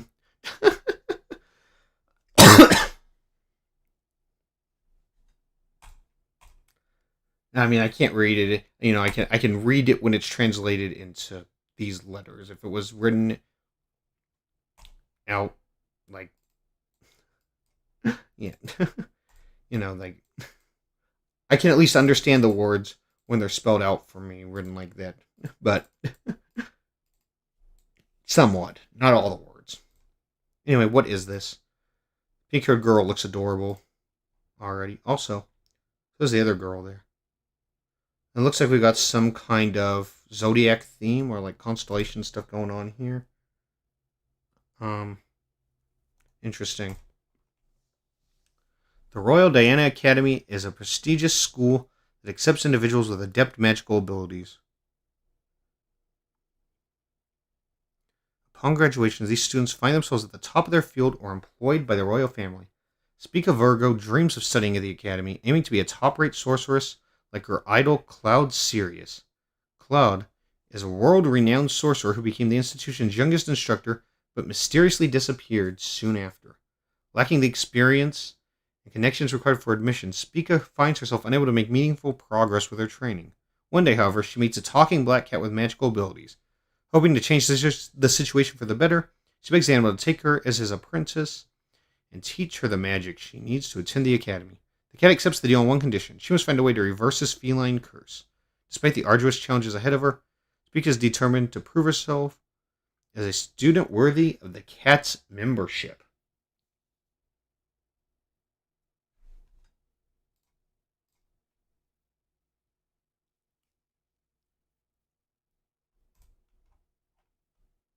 Asuka's doing the opening. Let's go. Amazing. Okay, I'm sorry. I need 1 second here. I will be right back.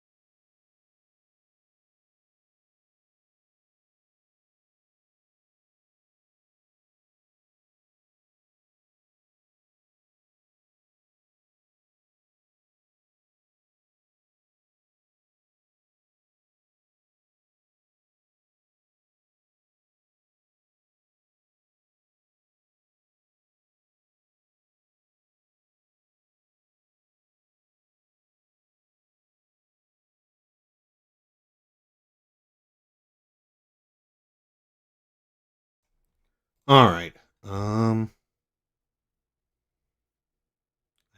think I'm good.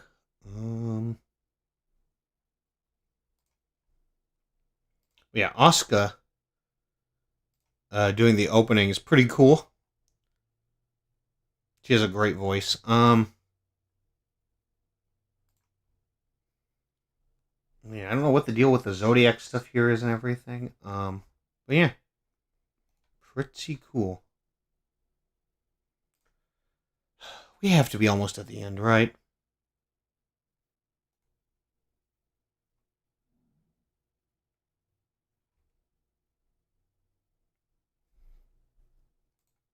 Ashiteru game wa warasita. I want to end this love game. All right, let's see. In 6th grade, childhood friends Yukiya Asagi and Miku Sakura created a game with the objective to embarrass the other person by taking turns saying I love you. Cute. 4 years later, even as they are entering high school, the two are still trying to one-up the other and claim victory. However, as tender feelings begin to bloom in their hearts, the simple phrase has taken on new meaning beyond the rules of the game. Yeah, that is adorable. I love it. With the passing of each day, the urge to become more than childhood friends grows, but both Yukiya and Miku resist making the first move, hesitant about what is in store once the game finally ends. Aww. And it's Chico with Honeyworks, of course it is. This is exactly the type of show Chico and Honeyworks should be doing an opening for. um, no idea who Pampa Dolls are. But yeah,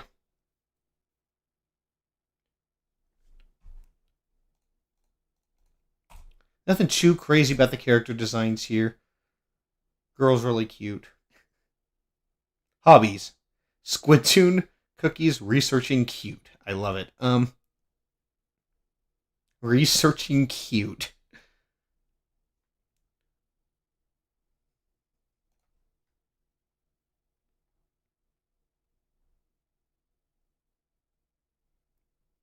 Yeah, this is adorable. Oh my gosh.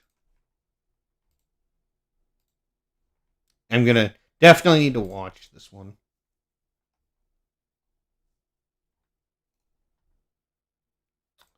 No idea what this is, and I don't know if I really care. Let's see. This feels. It doesn't say it's a short anime. It feels like it should be. But it's a Wit Studio thing. I mean, let's see. Hey, we do have a synopsis here. Ame is a child who loves sweets, but inside her mouth lived a cavity named Caries. Caries called Ame Mama and acts completely unrestrained, using her teeth as furniture and even taking over her body. Ame is constantly being bossed around by Caries. Ame and Caries, a slightly unusual mother-daughter duo, slapstick comedy about their chaotic daily lives. You know what? Why not? I'll give it a chance. Yeah, I don't know. This is weird. I don't know what to say about this one at all. Anyway, More HBK euphonium stuff. Dandelion. This is a Netflix show? What do we got here? Set within the send-off department of the Japanese Angel Federation, Dandelion follows Angels Tetsuo Tanba and Misaki Kurogane as they scramble to track down earthbound spirits, souls unable to move on and find peace, and gently guide them to pass on. The Angels find themselves struggling to meet their daily tasks. However, Tetsuo Tanba and his leader Misaki Kurogane, who make up the 21st Division's Dandelion clan, chose to take things at their own pace instead of rushing through cases. They take their time with each spirit, listening to their regrets and helping them resolve what's holding them back. Okay. Cool.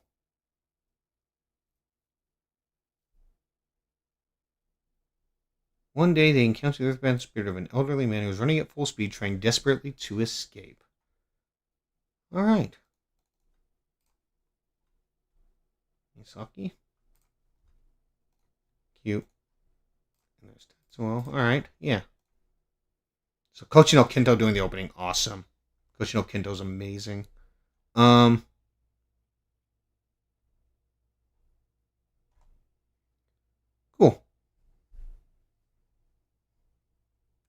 It's like a comedy thing, trying to help them get. All right, yeah. Hoping spirits move on. There we go. I guess we're starting off with the elderly man. Gonna find out about him. Now, what is this? This poster kind of scares me. That girl is cute, though.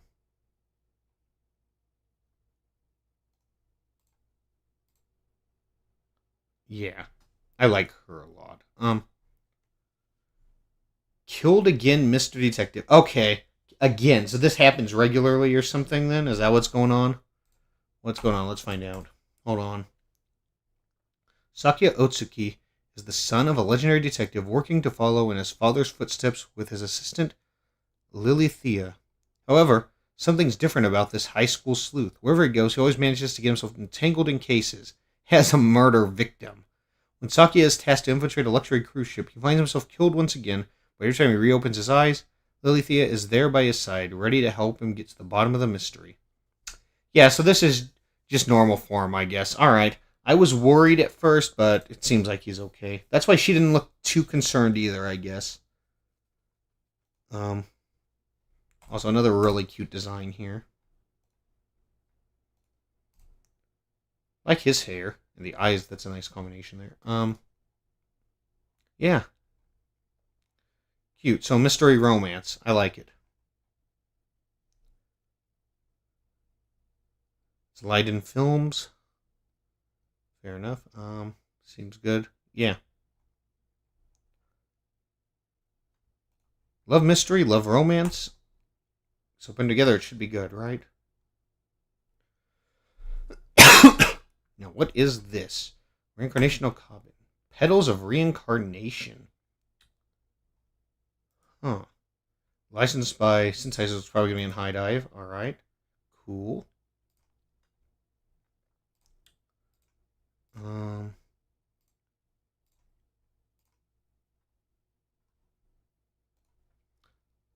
recognize. Yeah, it's a new studio, so. Established August 1st, 2025. This studio's been around like half a year.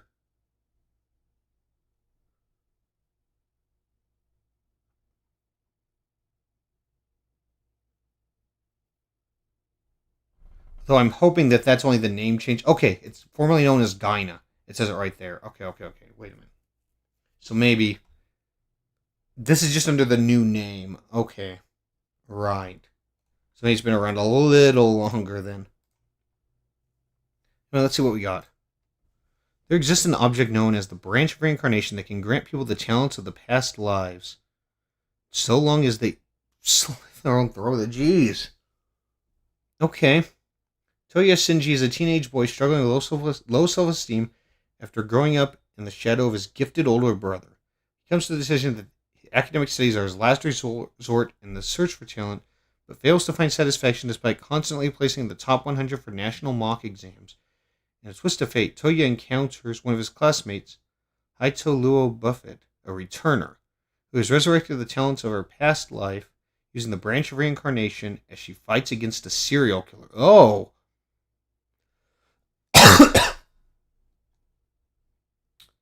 Interesting. So this is her. Nice. So I'm assuming, based on these names that we're seeing, that those names are kind of hinting at who their past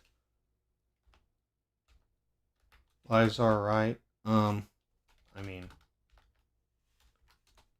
like that would make sense or something. At least somewhat kind of hinting at that. I also see that we're talking about like Isaac Newton and stuff. Albert Einstein. Is this what Einstein looked like? I don't think that's quite right. Of course, I don't think Newton had an apple for a head either, but what do I know? Florence Nightingale. Interesting. I recognize both the artists for the opening and ending. All right. I'm not sure about this one. But I definitely like the idea of it, with a returner being able to bring the talents of your past life. Like, that's actually pretty cool. Like that's such a cool idea there. Here we go. TV special adapting chapter 431 included in the final volume of the manga, the official final episode for My Hero Academia. Right? Like, this is going to be it. For sure. Oh my... Wait, what is this? This is getting an anime thing? It's a movie, but what? What? What? What? What? What? I didn't know this was... I didn't know. I didn't know Hosono Sora Yoga Queen Squad was getting an adaptation of anything. Why am I just hearing about this? What?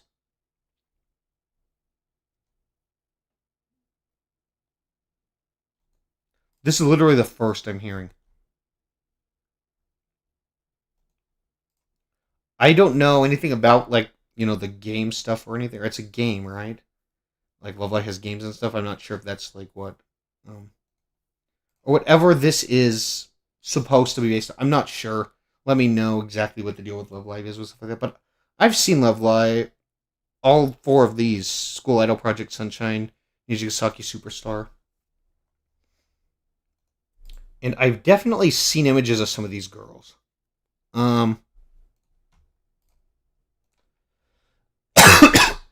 And yeah, I'm looking forward to actually watching this. They're so cute. Oh my gosh.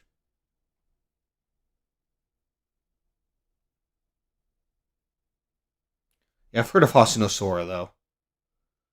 Oh my gosh. Let's go. So excited now. I had no idea.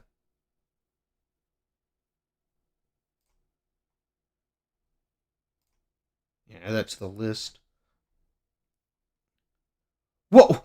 Wait. This is coming out. What is this? Mahoka. What? Oh my gosh. There's so much.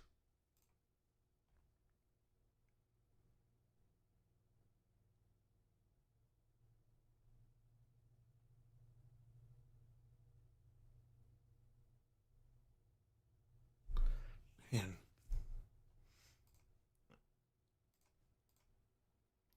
So this is the Yotsuba Succession arc. Right. The Yotsuba Succession arc. I do remember.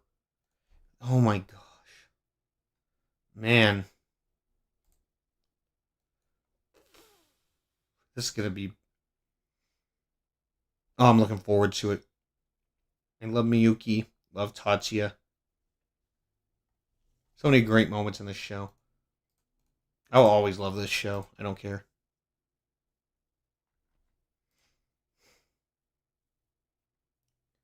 Oh, man. Oh, I'm so excited. What is this movie? Huh. Well, I don't think there's really anything else for me to look at here. I don't know what this is. This being released in theaters. Oh, it's Patlet. Okay. Yeah, no, that's that Mecha anime is from like the 90s or whatever, right? Or was it even 80s maybe? 80s even, yeah. And then yeah, the special for Isekai Office Worker. Of course, I'll be watching that. I do need to get caught back up. I think I'm a couple episodes behind on every single show coming out this season that I'm watching because I've been sick. But I definitely plan to watch this though, for sure. I've been enjoying the show, and then the Mononoke movie, cool. Okay, well there we go. That is everything. Should probably log into my account. But I'll do that in a moment.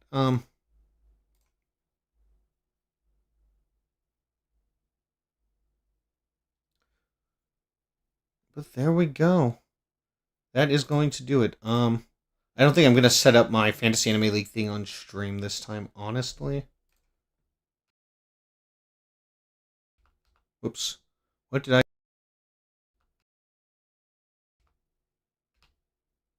There we go. Sorry about that. Okay. But yeah.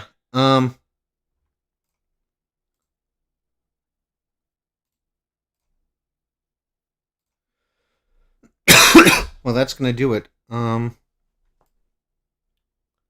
thank you to everyone who showed up. Rudy, Scarred Hero, Scout's here now. Prosperous King Floor. Yeah.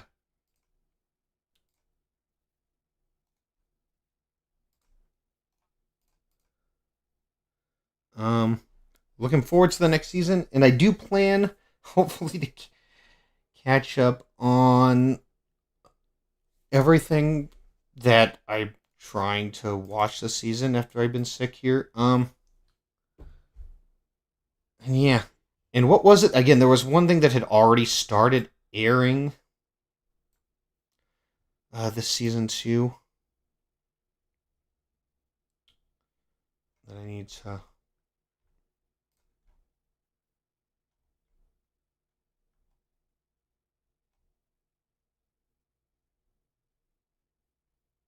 I don't know what it was now. Which one? It should be towards the front here. Rooster Fighter. So I'll see. Maybe I'll try to watch that soon. But yeah, that's gonna do it. Thank you so much, everyone who watched. I hope you enjoyed, and I'll see you all next time.